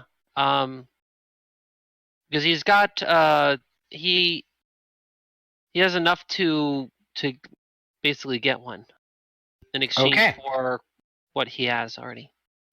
You can definitely do that. Okay. Yep. You go to you ask that jeweler if they know people, and sure enough, for the right amount of coin, they definitely do. Okay. And yep, you can get yourself a 5,000 gold diamond. Hey, should I just throw away this strange dust that's my inventory for forever, and I don't know what it is? That's, I guess, up to you. It just says strange dust. I don't think anybody knows what it is. I don't even think Matt knows what it is anymore. I don't have any context. I know what everything is. Oh, really? Okay, what's this strange dust then? You'll have to figure it out. I roll an appraise check. You'd sell Sister Maria's soul soap. If you ever gave that up. We're like, Sister Maria, can we sell that? And Sister Maria's like, no, we are not selling the soul soap. Like, oh, come on. I don't know what it is. It's still very strange. That's gonna be like the quest at the end. That's an epilogue quest for Fingrim, is to figure out what the strange dust is. He's just gonna be like, well, our adventure here is done, but I have other adventures to do. Well, one of my other players, the only other people who know this person is Grim and Secret. Drew has the ultimate, like, what the heck is this mundane item quest for one of his characters. Oh yeah. Yeah. A couple of you have played Legacy of Fire, and there was a thing, a little bauble that the players bought from a dude in Katapesh way early on, and then later in the adventure, when the PCs are like, the in-character characters are bored, they start like throwing stuff into the air to like entertain themselves and to like shoot it. And from inside the bauble, when someone broke it, a little key came out. And wait. It was my player was obsessed with like trying to find what this key goes to. He finally got, so we, as an epilogue, because when we did Legacy of Fire, we skipped the 5th book just because it was we just did. So as an epilogue, mine and Drew's character went through the 5th book and did the 5th book, and in the 5th book, it gives us access to the one thing pretty much in the universe that could find out what that key was, but we didn't use it to find the key. Like, we completely spaced until like right after we gave up that item. Yeah. So I was like, wait, we could use it to find the key. Like, Drew in real life just like threw his book. All right. So do you guys do anything? All right, belt is good. Would it be like, do anything about the drain? The what? The dream world. The drain. Do you guys do anything about the drain?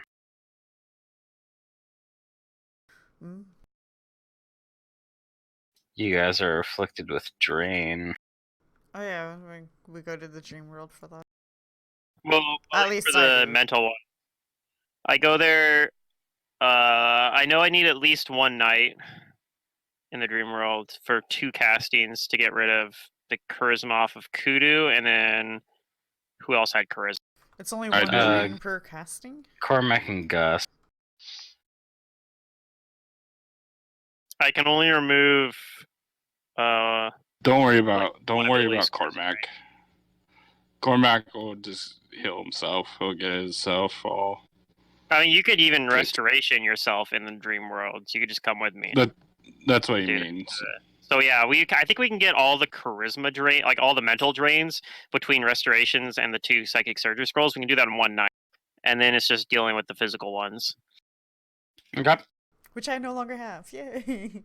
I mean, yeah, we could go visit the visit our friend there in the caravanserai, and update him. I don't know if we do.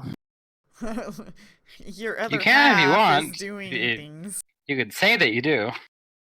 I'd probably go talk to him, but we might not really tell him. We might not tell him about it, like what his other half's doing. Yeah, maybe we do. He probably like is very pushy about wanting to know, so we probably end up telling. But I don't think he would know anything about that because While you guys are there in the dream world and doing your thing, restorationing people and psychic surgery and talking with the you all do notice that Sister Maria seems to be very preoccupied doing something on his own too. Oh no! Like there's something taking his attention. He doesn't Maria, he doesn't leave you guys, but he does like keep looking over his shoulder. Don't become an NPC.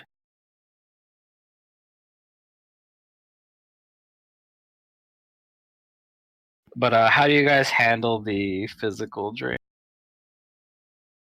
Cormac's just gonna spend diamond dust. I mean, he has 2, so that's 2,000.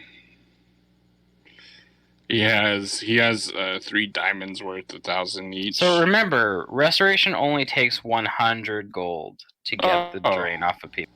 It's 1,000 for a negative level. Oh, okay. So yeah, he has like 3 diamonds worth 1,000 diamond dust, and he has 1,800 diamond dust on him. So he'll just cast a bunch. He'll cast a bunch. He'll prepare the spells and cast them. Or he already has. How many times are you casting it? So he has 2 on him, and who's the other person with physical? Jane and I know Gus did. Jane does have 1 physical.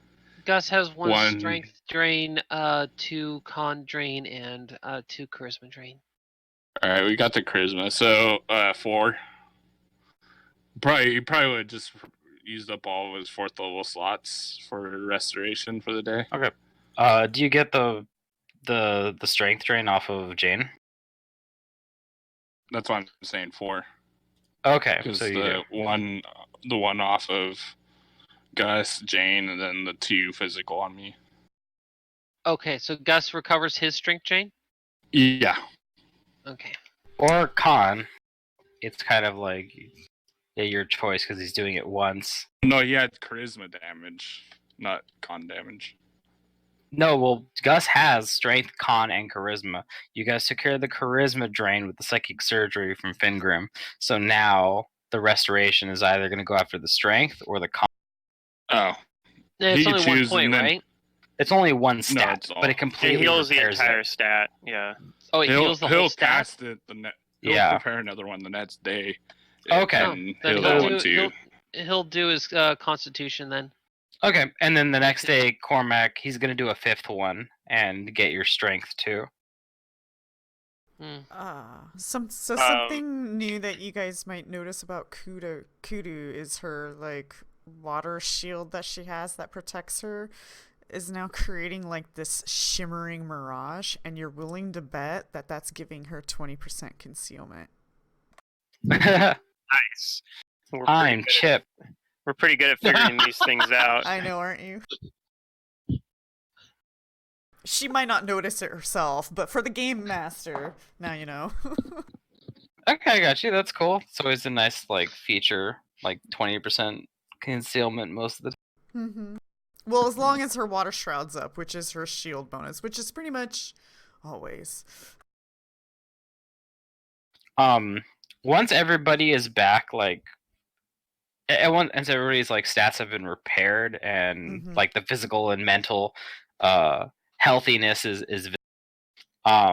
Sister Maria does tell you guys that there's going to be some changes here. Oh. Okay.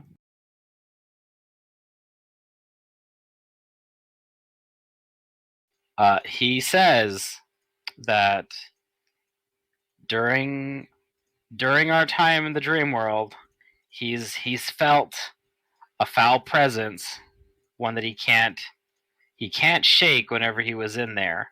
And even though he doesn't feel it right now in the waking world, it's eating away at him, knowing that there's a sinner running rampant that looks like him. Oh, okay. I see where this is going. He says he doesn't know when he'll be back, but he will. Mark my words.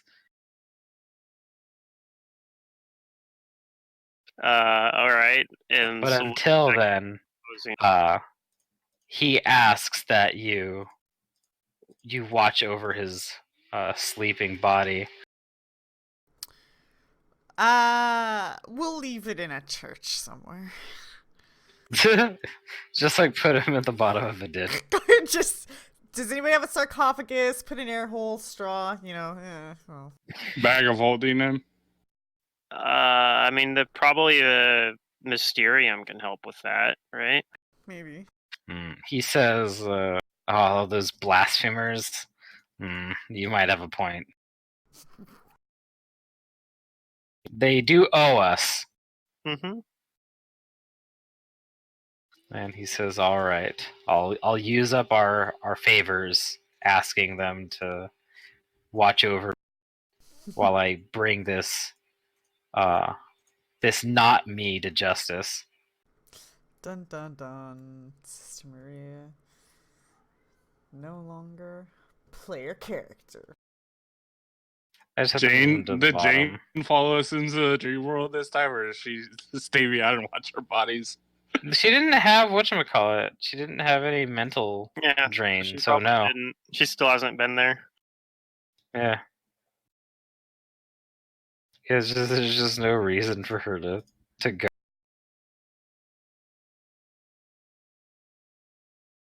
But yeah, so this is basically how I'm gonna walk off Sister Maria for now until further. Maybe he'll come back for like the end of this adventure. He comes just to back keep like dusting his hands off. All right, I did it. The other half is gone. Yeah, I did it. I went to find myself, and when I did, I killed him. Yeah.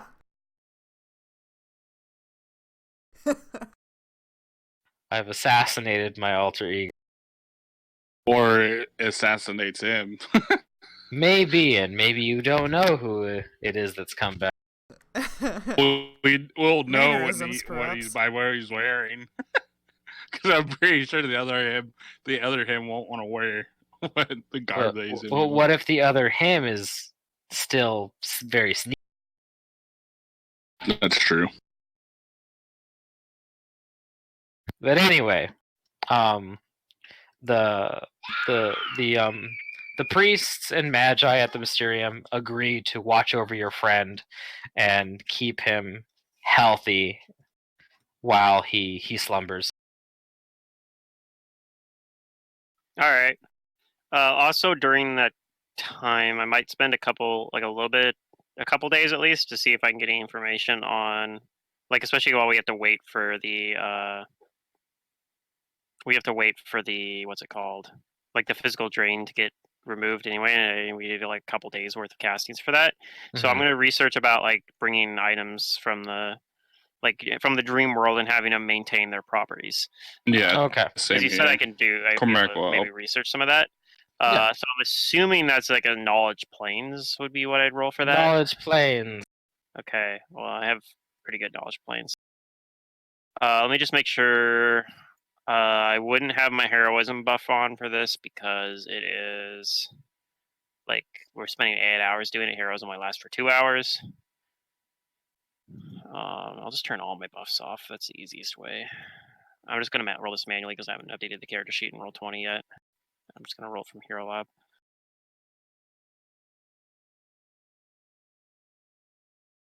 All right, that was a really low roll.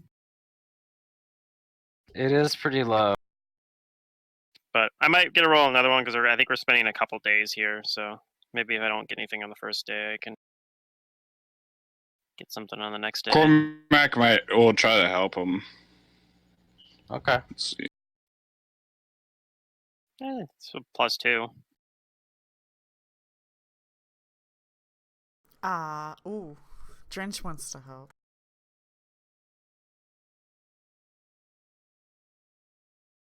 He knows a thing or two about planes. Since there's going to be some downtime and such, Gus is going to read that Tome of Clear Thought. Yeah, looks like there's at least 2 days worth of downtime. Okay.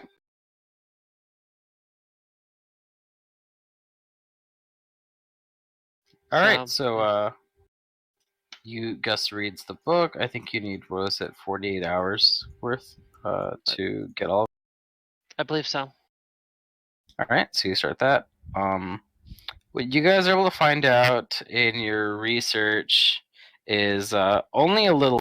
Your search for the planar knowledge leads you actually towards some of the volumes that talk about the crafting of magical items, and you read excerpts from multiple crafters who have been inspired from their dreams to create wondrous items, and that while all of their creations pale in comparison to the things that they could dream and imagine, some of them say that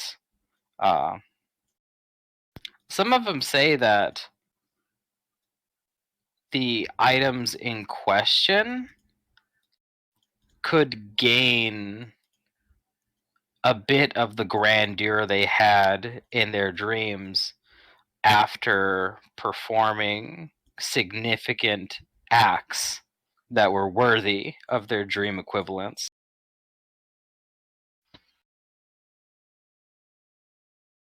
Use them. But it's still vague. Okay. There's no solid answer you get.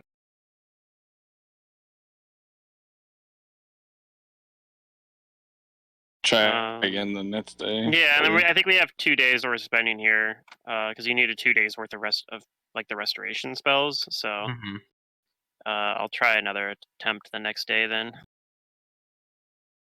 To continue looking through the library. I actually rolled it in here. That one's better. I think the bonus is too low on that. No, I guess it's accurate. Okay, I guess it's fine. I don't know why the number looks the same. But whatever, it's the same apparently.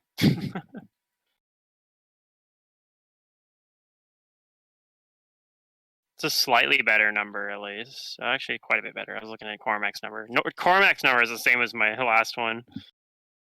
Oh, Drench wants to help some more.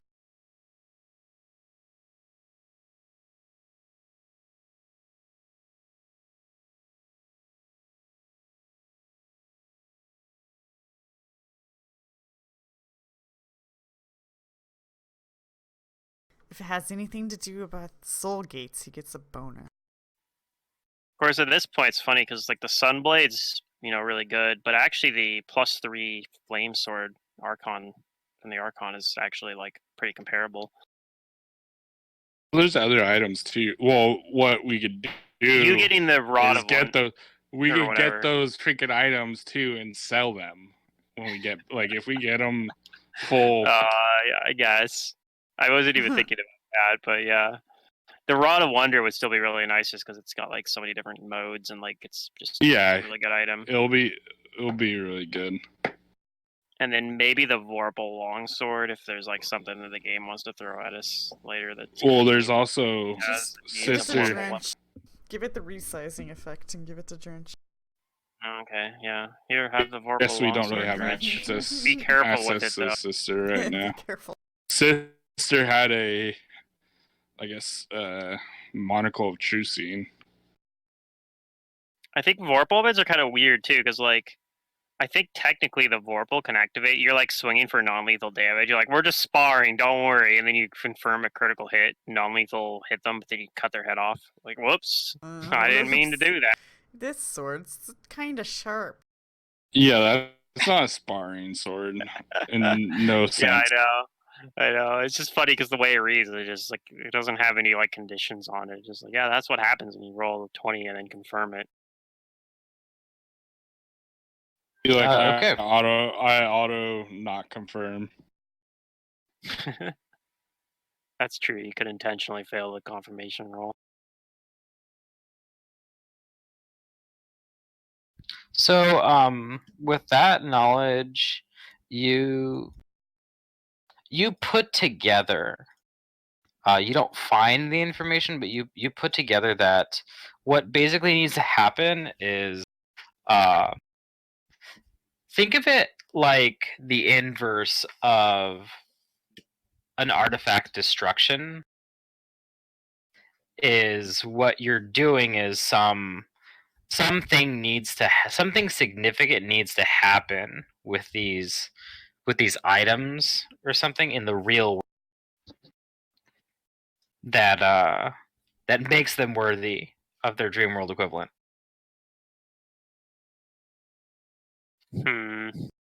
So, like, for example, I will say that, like, for the Vorpal sword, the thing about Vorpal is that, like, many creatures fear a Vorpal. Like, people fear a Vorpal weapon. It just has this menacing thing about. It's because it goes snicker snack. Yeah. So maybe if with the Vorpal one specifically, if you had it and you're fighting with something that's like a Demi-Lich or something that's specifically weak to a Vorpal weapon, and like you kill it with it, and you're like, a normal Vorpal sword shouldn't actually be able to, or like only a real Vorpal sword could do that. That may it would turn into a real Vorpal sword, maybe. I don't know, something along those lines.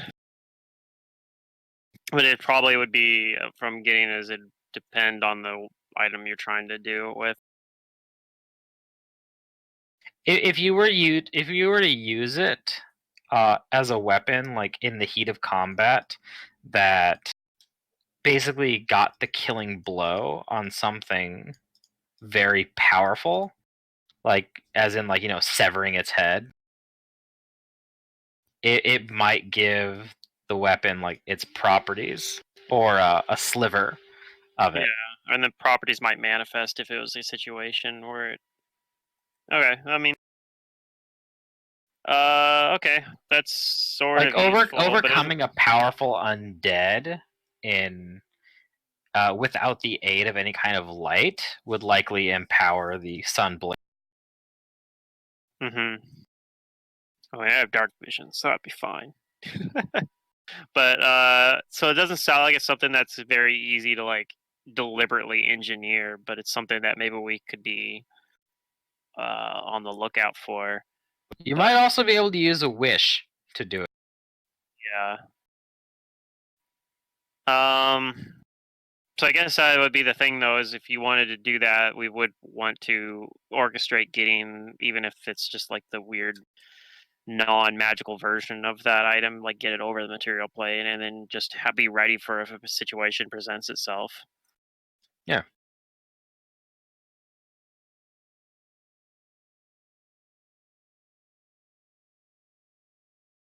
I could pretty much do it by my. I like if you guys go into Dream World, I could plane shift over and just prepare 2 plane shifts and then prepare 2 word of recalls, and I could do it.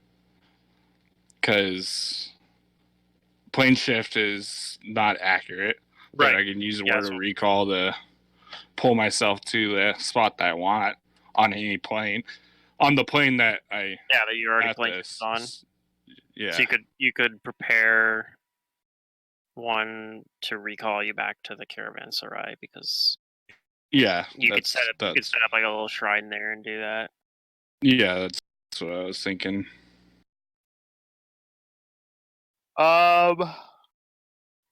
It sounds like something that's going to take a little bit of time too to do, but Might be something after. something we could. I mean, but we've already spent like a few days hanging around here. That we spent more time that Lowell's has to do whatever he's. So we probably I don't know. No. Yeah, I know.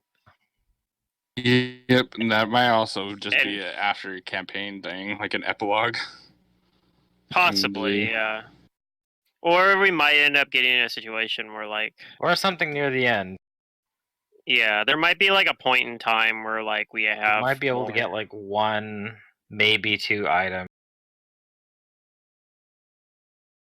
Yeah, I don't know though. We might end up in the dream world again too in this book, so we might not even need to necessarily bring it into the like maybe the last book takes place in the dream world again or something. We might get those items back anyway.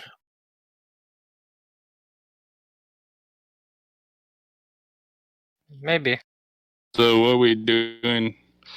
I'm pretty sure we're all healed and stuff. We go to those people and travel, or?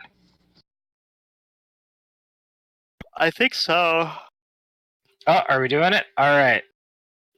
Okay, so you go to Lythene and the Mysterium, and he, along with some other individual fellow wizards and priests of Nethys, will perform the teleportation spells necessary to get you all to Okeno, the Yellow City.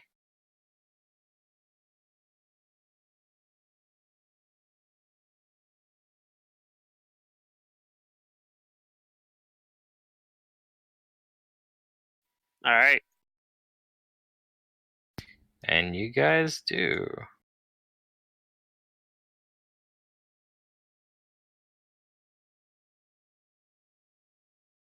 Oh, that sea looks pretty.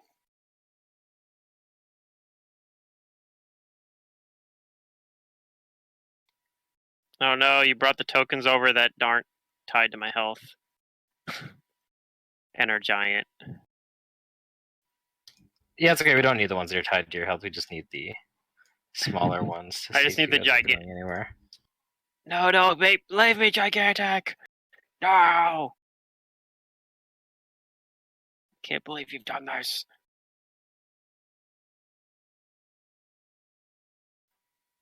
Is that an octopus that's like partially cut off at the edge of this map? Yeah, because it's freaking strange Aeons. Tentacles. There's octopuses everywhere. If only they were as cuddly as an octopus. Oh, there's If one below. only. There's like ones on like the little framing of the picture as well.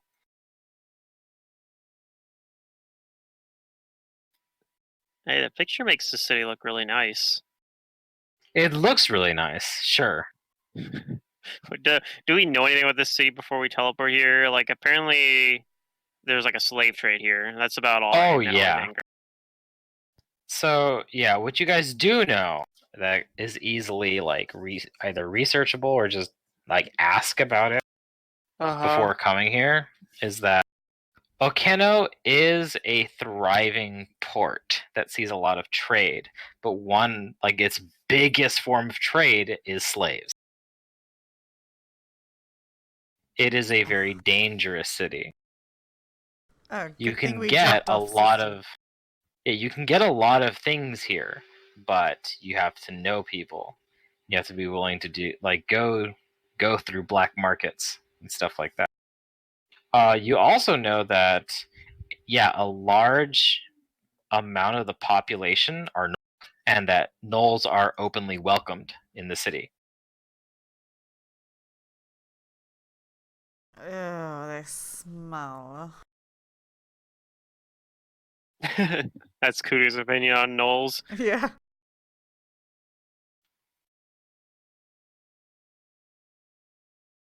Yeah, I don't think Figure has much of an opinion on gnolls because I don't think gnolls are very common in like where he comes from. Yeah, possibly. He lived like in a deep underground dwarven like settlement, basically. But they're like he lived in one of the ones that was like more underground, so like it wasn't so he'd have like more. I don't know. Plus, it was also like pretty further north as well, whereas like gnolls are more common like further south down here. Mm-hmm. And you also do notice that almost, if not all, of the boats that come dock here do have yellow. Do they have yellow submarines here too? Maybe.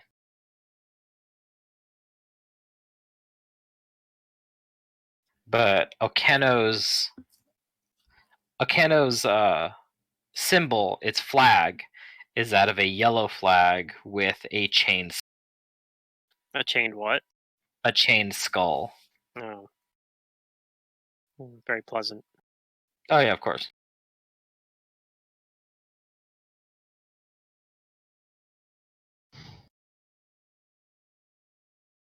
All right, you guys have a new city. What do you guys do?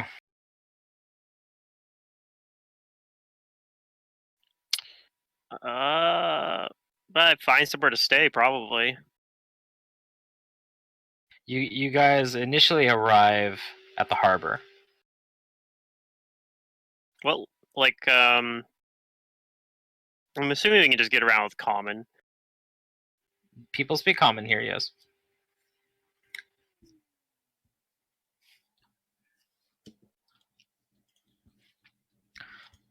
Are there any like debuffs on here? Like what's going on? Why does my character sheet not make sense? I don't know. I'll probably just re-import it. The docks are probably actually like the best smelling place because the sea air is fresher than the everything else. Oh That's yeah, just the air until a that is gnoll thick walks with the by scent you. of. That's just your opinion, man. No, I will attempt to ask for where a good place to stay is with a cunning use of dwarven diplomacy. All right, roll it. It's very diplomatic. 9. Wait, can I Cormac. take 10 on that check? Cormac will roll diplomacy as well. Just kidding. It would still be a 9. Sure, you can give me a diplomacy, Cormac, too.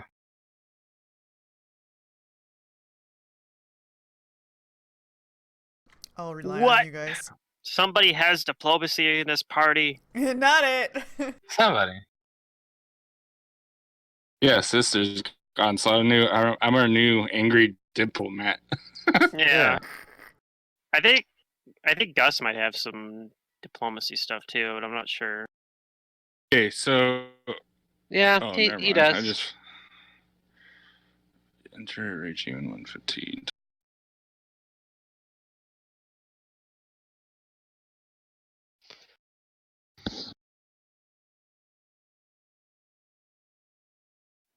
All right.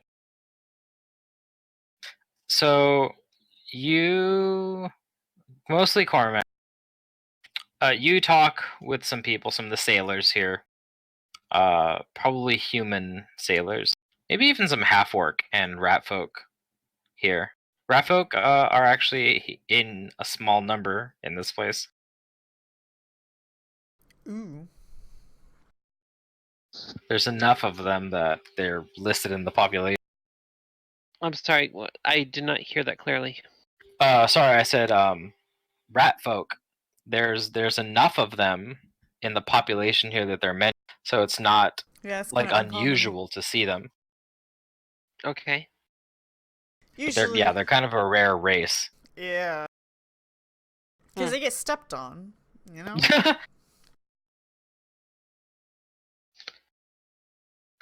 So Cormac, you ask enough people and you get a positive enough response back that there is an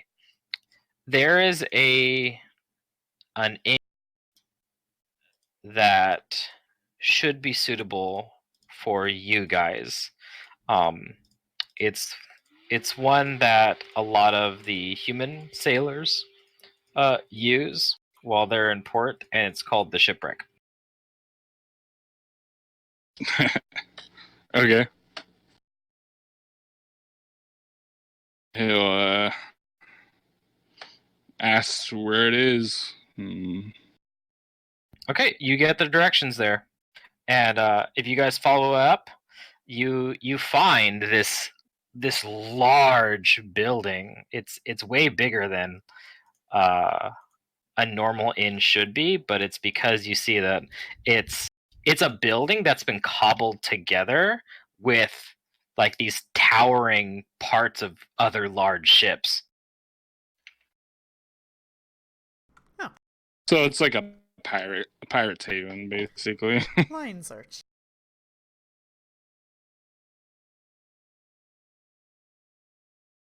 Sorry, it's a Guild Wars city. It's all built of ships. Only in Guild Wars 2. It's No. also Pirates of the Caribbean kind of had something like that too. Not Tortuga. No, Pluto, Was to it be fair, you can Tortuga? go swimming and you can see the other Lion's Arch down there in the water if you really want. I refuse to swim in that game because swimming in that game is how you encounter quaggins, which are a crime I agree. according to the Geneva Convention. This is one thing I can agree with Pluto on Guild Wars 2. They're a war crime.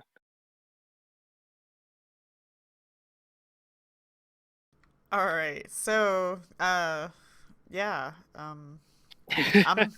yeah, let's eat. I've seen what it looks like in there, so that's kind of neat. That kind of gives me another image to like associate it with. Yeah. All right. Well, if you guys head in, it's a bustling, multi-tiered building, very busy, mostly sailors. Mm-hmm. Mm-hmm. You might see other tradesmen that came here by boat.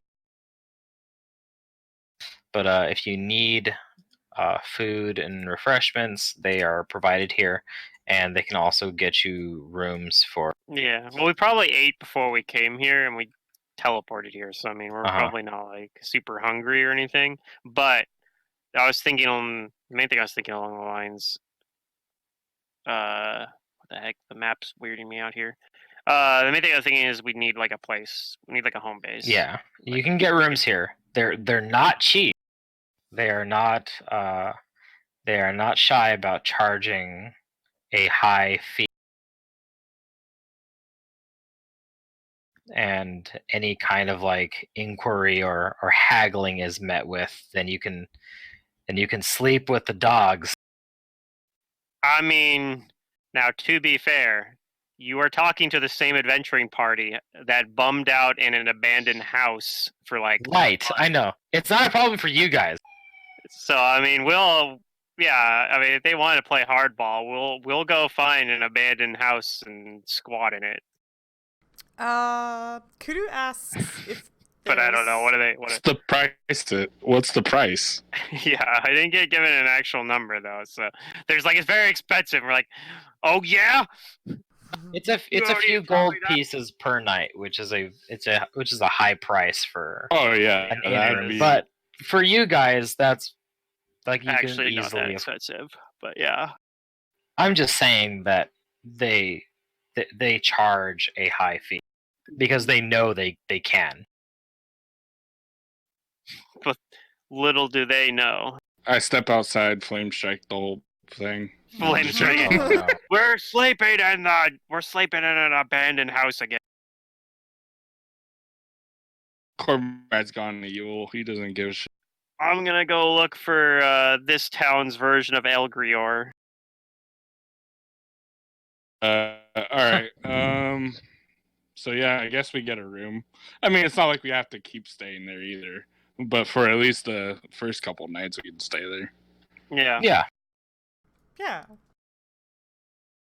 And then somehow we got to figure out where Lowell's went from here. What's the cost for the inn? I'm gonna say it's 4 gold pieces. So the in other that. thing I'm gonna do is like while we're here, I'm gonna be on the lookout for maybe like a sign of that. Because the only thing I've seen is I saw that image of the tower or something, right? Yes. Like that's you the only thing did. I know firsthand. Everything else I know about this is from like Gus saw it too, right? Gus Because saw Gus is the it. one that did the scrum. Gus I'll be tried right some other back. stuff, but so he saw like a lot of the other stuff, but like I think we all saw the tower, right? Or maybe I'm remembering that wrong. Maybe that was just Gus communicated that for us. I don't remember seeing things. Just hearing. We had a dream, though. Right, that's what I thought we had. I thought that was like part of that. But maybe that was scrying. Although scrying normally doesn't let you see that far, so I know like the scrying was where I know the scry was where we got the information about the name of what's her name, the bites or whatever. Biting Lash. Yep, Biting Lash. Yeah, I'm just gonna call her Bites. She bites. Her nickname is now Bites. I mean, if we're gonna be good friends, and that's just gonna be the nickname that I give her. God, this map's like almost aligned perfectly, but then there's like a seam down the middle where it's not. Yeah, quite. there is like a small little thing because I did have to take 3 images of this and put them together. But it is like I'm actually pretty impressed. It is almost seamless.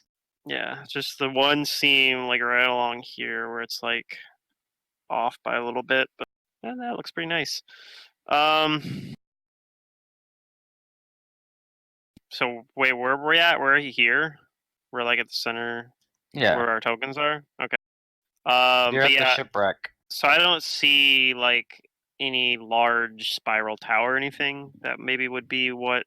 The 22 perception. Yeah, it's a great score. I don't want to hear shit. Can help look around. You're not finding it, and this is a big Yeah. But I figured maybe it would tower above the city, so not seeing it. So, but who knows? Maybe it's not even in the city. He might have just come here and then continued on from here somewhere else. So who knows? Yeah. If only we looking around. If only we had someone whose profession involved. You look around, Kudu. I'm pretty sure this is where Gus is. As you look around and explore your environment, you are seeing that this city has another nickname as the Laughing City, and it's clearly evident why that is, because the sound of laughing and howling gnolls is just present everywhere. Oh, it's driving me mad. Oh no. My cat hears too much.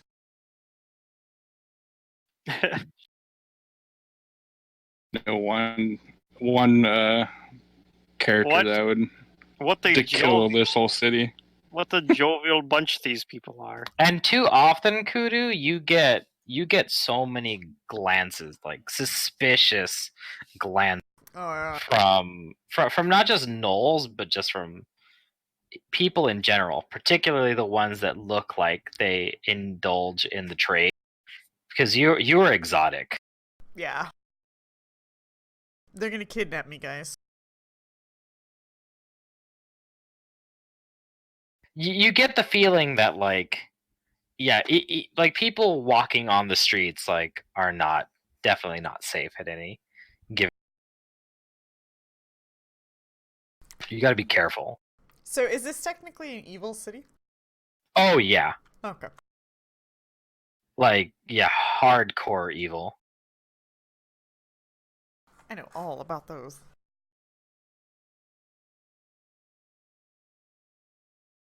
Yep, couple of its qualities are notorious, and slavers hate.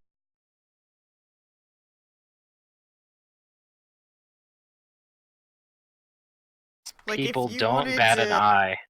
if you wanted to protest what was going on here, like you got a lot to deal with. Like If you try to protest, you'll likely be whatchamacallit. become a slave. You'll likely be taken. Yeah. And So in other words, don't vacation here. without suitable like money and guard. Oh, I guess if that's your thing. The coast is actually quite beautiful.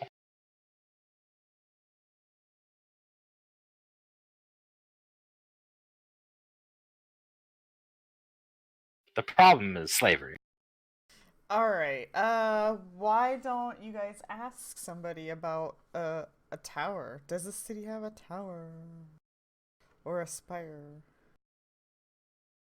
What was it, a tower or a spire? I'd actually like Nokeno more to cause like it's a beautiful place, but it has all of these like problems that are just intrinsic to it. So it's more like We're like, what? it's more like Florida. Like it's a popular Oh, tourist. like Florida. Okay. It's a popular tourist location. Wealthy people come here because it's beautiful, and like there's almost anything you could want to get if you have the money and the connections.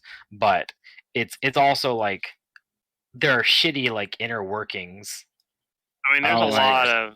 I was thinking like some of the like really wealthy Middle Eastern countries. That could also be applicable. Or like India, Because like I know, the Caribbean, or shit like that. yeah, I know like not like Dubai, because I think Dubai actually is not too bad. But there's some other ones that are like wealthy like Dubai as well that have like, but yeah, they have. Like, I'm just using Florida because I feel safe ragging on Florida. that's fair. I mean, You feel safe ragging on Florida, man. Yeah. There's It's like cool. a joke going around Florida, man. Yeah. Florida does have its issues, but I don't know why anybody would ever think to live there. I don't. Well, because like there are things that like are appealing there. There's also there's floods also some- and alligators and Yeah, heat there's also and just some problems that are intrinsic humidity. to Florida. yeah, But anyway, the existence of society in Florida just shows the hubris of man. I guess so, yeah. It's like, oh, we shouldn't settle here, but we're gonna do it anyways. Yeah, so someone said they were asking around for the tower. I don't ask around about it You're yet. I was suggesting looking it. for it. Yeah, she's- we probably once we get here, we're like all bundled up. Group meeting, everyone. All right, what's the plan? Why don't somebody ask? I don't feel comfortable talking to people here. And like I feel like I said, this seems like a sort of. I mean, this is like Gustav's like line of work, isn't it? Like looking for like a missing person. Is Sin even here? I haven't heard anything from her for a while. No, so- yeah. I'm a little bit on the quiet side right now. Sorry. Yeah, that's fair. I was just curious. I think sure it wasn't like referencing your character and like they're like, oh wait, Sin's not here. So yeah, like that'd be the who Fingram would actually like look to probably like how do you think we should approach like looking for lulls in this city? Like, I mean, because he probably like Gus is probably mostly used to working in like environments that he has connections in, so it's probably a bigger challenge than normal because you don't have any contacts here, right? But I personally have not been in here before. Jane can volunteer to investigate too. She feels like she's getting better at this kind of thing after watching Gus work. Mm-hmm. You're not going alone, though. Oh, of course This not. is not. No, So would you we need a suggest buddy system here. do we Right. do we go around trying to establish contacts here? That might be the first place to start. Like the Mysterium didn't give us any names of contacts in here or anything like that, did they?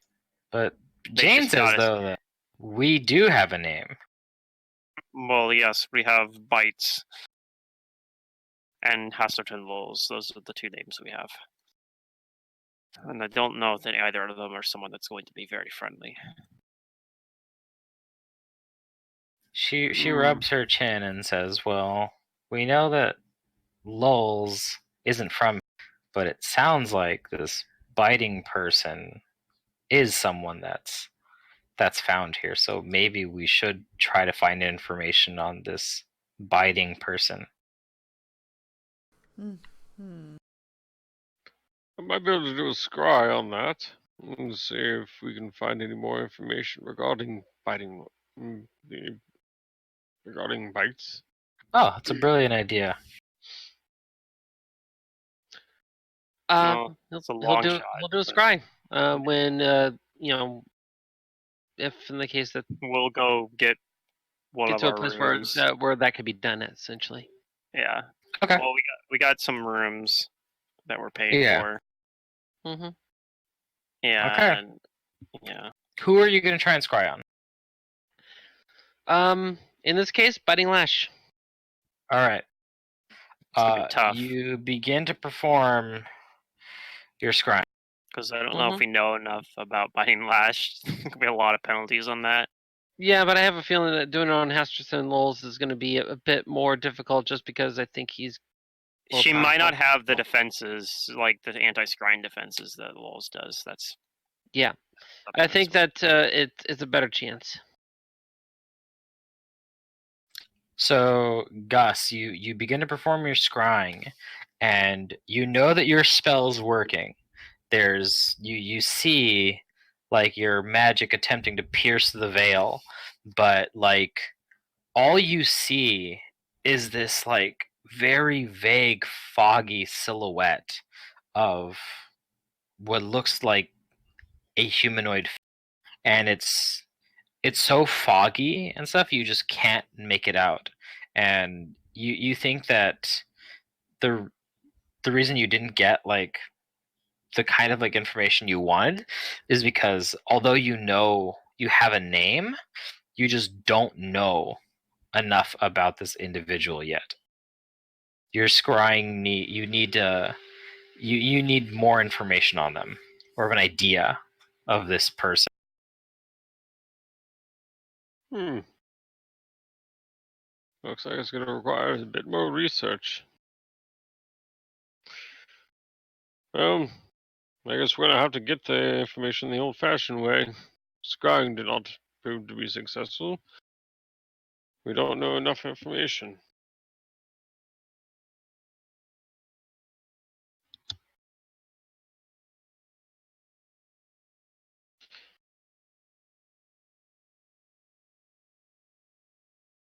I think I'm going to go ahead and rest on it for a bit, though. Okay.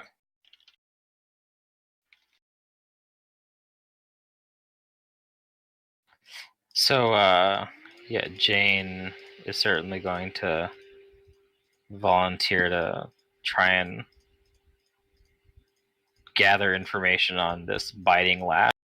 I'll go with her, and Cormac will use the diplomacy to try to find out the name, and if he needs to put some coin into people's hands, he will. Yeah. I mean, Cormac's got ranks in diplomacy, so and he's pretty good at it. So makes sense. So does Jane. Who just left? What's going on? Oh, that was Sin. Oh, okay. She messaged me and she said that she's just not feeling good. She's out of it, right? Okay, that's fair. But fortunately, the session is like we're close to we're ending. kind of like later into it, so yeah, we'll probably be ending it. It was Okay. kind of nice having a session where we didn't have like it wasn't combat, because Oh some yeah, of the combats I we've knew it had- was going to be one of those sessions. Yeah. On some of the combats we've had lately, we've had a few like slogs. Although the last one we had was really fun. The one against the Archon was actually pretty. It was That was a quick one. It was quick. That's what I'm saying. it was satisfying. I literally cast the spell and missed an attack, and that's all I did the whole combat. Yeah, well, I guess it was satisfying for me because I did stuff in that combat. It's all I good. landed a couple of big shots, plus I think a crit. Yeah. So, That's, I'm like thinking, I'm like, all good with it. Oh yeah, actually, it's been rough for you now. I think about it, because the other fight you were nauseated for like the entire time. That one that was like a big slog. Yeah. But that's one I'm thinking of specifically. I'm like, man, that combat was rough. But like, I don't know. I had the makings of it like initially when we rolled really poorly at the beginning of it. That was one that was just like, oh, come on.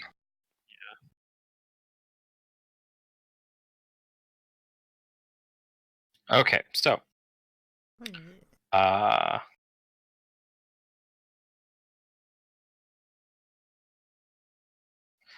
so what you find out is that the information you're getting is that biting lash, what you think, what you guys have as is actually more of a pseudonym.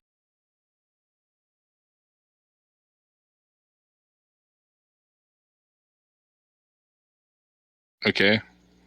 Pseudonym for who? Or what? It's a whatchamacallit. It's a fake name for someone. It's like a pen name, basically is. The person or individual or maybe even an organization that Lulz is calling biting lash, it's a fake name. You're basically not sure if this is an individual or a group of them, like some kind of organization. But what you do find out is that biting lash primarily deals with people they already know. That this is not an entity that goes through the normal slave trade, or what they call the flesh fairs. And people tell you that biting lash is a name that it often comes with people talking about betrayals and assassinations, that whoever or whatever biting lash is, they are highly paranoid, and that thus far that has been successful in keeping the details of both their identity and their inventory a secret.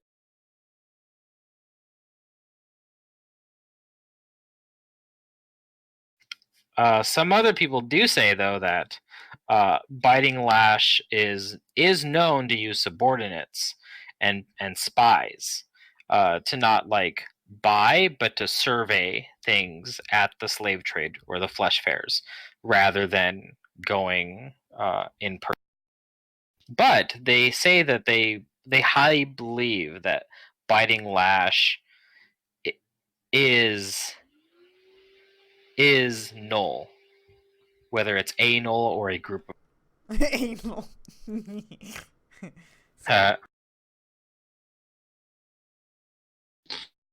Alright. So it could be one person or it could be an organization. Right. And they're secretive. Sure. Alright. Well, us asking people around might tip off biting lash to someone's looking for him. Right. So we have that, or we try to bait them into like finding us. I don't know. The I mean, I'm not very good at chicory. Yeah, I don't know either. Cormac's he has diplomacy just because he knows people. Like he knows what makes like fighting like souls tick. So that's like his diplomacy kind of. But like when it comes into like subterfuge and all that crap, he's like, okay, go hit it. You do also pick up this bit of information. Someone says something helpful to you, and that's that no person has been able to like discover the identity of Biting Lash because they're sure that Biting Lash is a Knoll or affiliated closely with Knoll. That you might actually be able to get more information in dealing with the hyena men.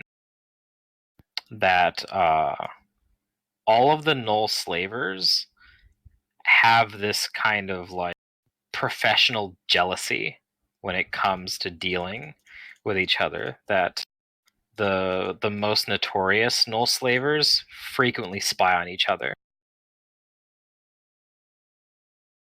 So Basically, let's go hyenas find some and gnolls. gnolls are like rivals. Well, Knolls. Gnolls. They said the hyena Hyenas. men, Oh, as in reference to but Knolls. there's Okay. other Knoll slaving gotcha. groups that Yeah. Right. they probably don't like bites. So you get like if we can't find any information, we can't find her specifically. Can't find the crypts. Talk to we the could- blood. Yeah, exactly. We go Mhm. find one of the other slaving groups and say like, "Hey, we need to find so and so." And especially if we frame it as, "We'll help you take her down," and they'll be like, "Okay, Right. fine." And if Ingram, if you kind of voice that to Cormac, and if Cormac you voice that to the people you're talking with, or even if like you guys tell the person or whoever it is that you're talking to at any given, they'll also tell you that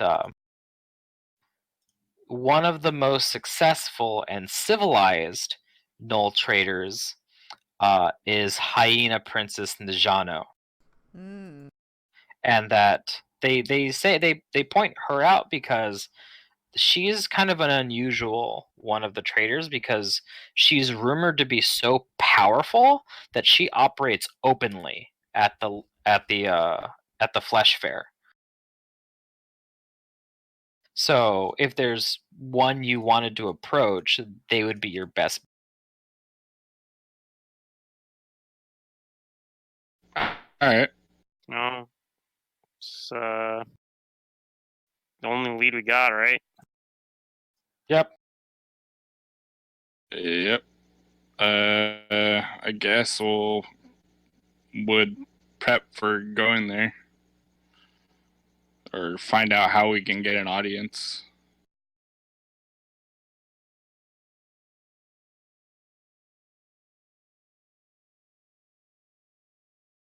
Is that our best lead or only lead?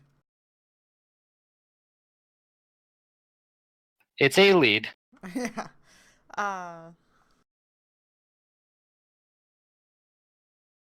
Of course, I mean, you would also, maybe not from the same person, but like from other people, they would still say that a knoll is still a knoll, and they're whether they're powerful and rich, and you know, like operating openly, they're still selfish and out for themselves. So they would say, be careful.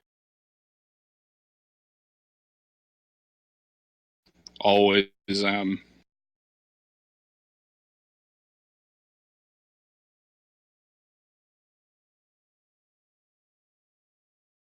Do you guys rest at all? Probably go back and like talk over all this information, figure out a plan for beating this person. If it's been a whole day. It probably does take like most of the day getting this information from Yeah. people about biting lash and the hyena. Mm-hmm.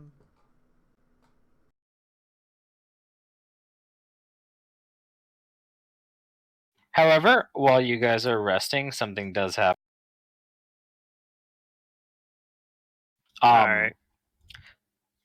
Fortunately, the only people that hear it right now are the three: Fingrim, Kudu, Cormac, and I guess actually Jane does too. Gus is the only one who doesn't hear this because he doesn't have the same connections that you guys do. At least maybe not yet. But you all have a moment where, yeah, your heads start to do that weird thing where they just kind of tune out forcibly, and you hear that crackling static.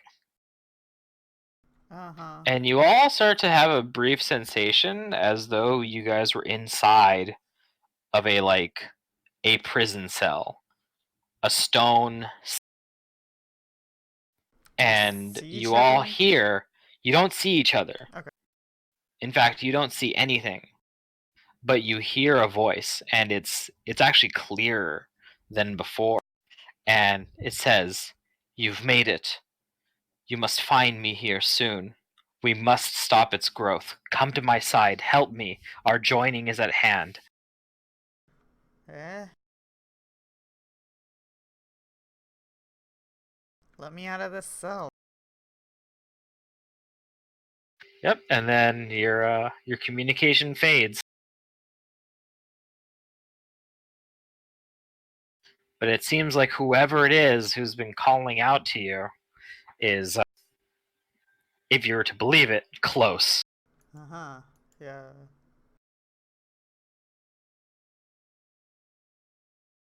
And since it's 9 o'clock, I think this is where we're gonna stop for now, because you guys looking maybe for your lead, the hyena princess, is probably going to be starting next week, because that's going to be like a little event. Fun. Okay. Okay. But yeah, you guys got experience for this session. That 60, that 9600 for the Yeah. Shoggoth. So that's going to be the only experience for now. Alright. But yeah, we're in the last part of this book now. We all you know, live in Yellow Port City. Yep. And I'm actually very interested to see how you guys handle this part of the book, because in theory you could end it very quickly. I feel like you guys definitely have the means to go from like point A to B without it being like a big huge issue. But it theoretically could be an issue where you end up having to like I actually through feel a like dungeon or something. I actually feel like it's more of an issue if you go through it the normal way.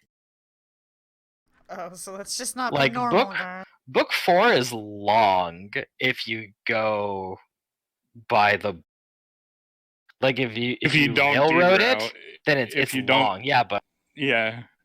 But yeah, if you if you derail don't, it, you could teleport past. yeah, I think clever use of information gathering and certain really good, like, movement abilities, like getting you guys from one place to the other efficiently, can actually like skip a lot of this last part of the book. Well, I don't know if we're the best at that, but Sometimes you do. yeah, we have some stuff like that, but we don't have like a teleportation specialist, for example. I would definitely have really easy time with that.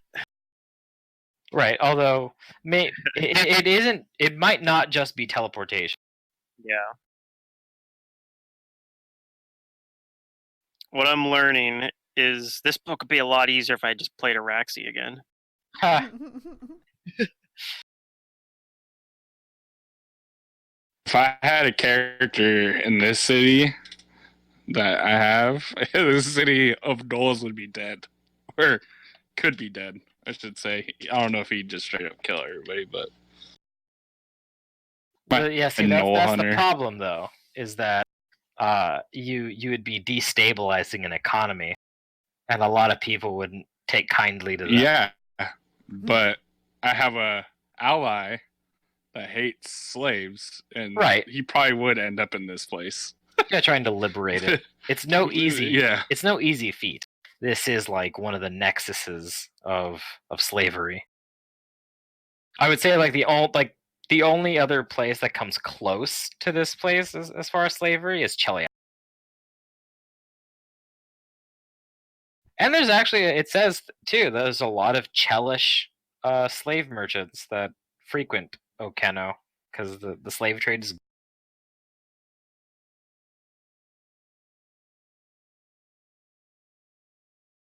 All right. Well, I'm gonna hop off. Yep, that's gonna be session for tonight, guys. All right. Hopefully, a lot of the talking was something that's not too boring. Oh, Yeah, that no, was good. I liked it. That was fun. Yeah, it's fun. And then we got Mummy's Mask. It sounds like I don't think Starbucks Jared will be there, has to but go. and Starbucks has to leave little early. early. But everyone else will be there, so hopefully we Yeah. can at least like We're gonna get play. a little bit done. Yeah, we just need to play a little bit. Yeah, I need to Sorry. play my barbarian. My It's null. been like we My already good missed. null. Yeah, I know I gotta leave actually at around 1, but if Starbucks does leave at noon anyway, that should be fine. Because I gotta take my brother to the airport. So, but yeah, that'll be at 1:00 ish. As he's flying to We'll Las Vegas talk for to a you guys week. next week. Yep, take See ya. care.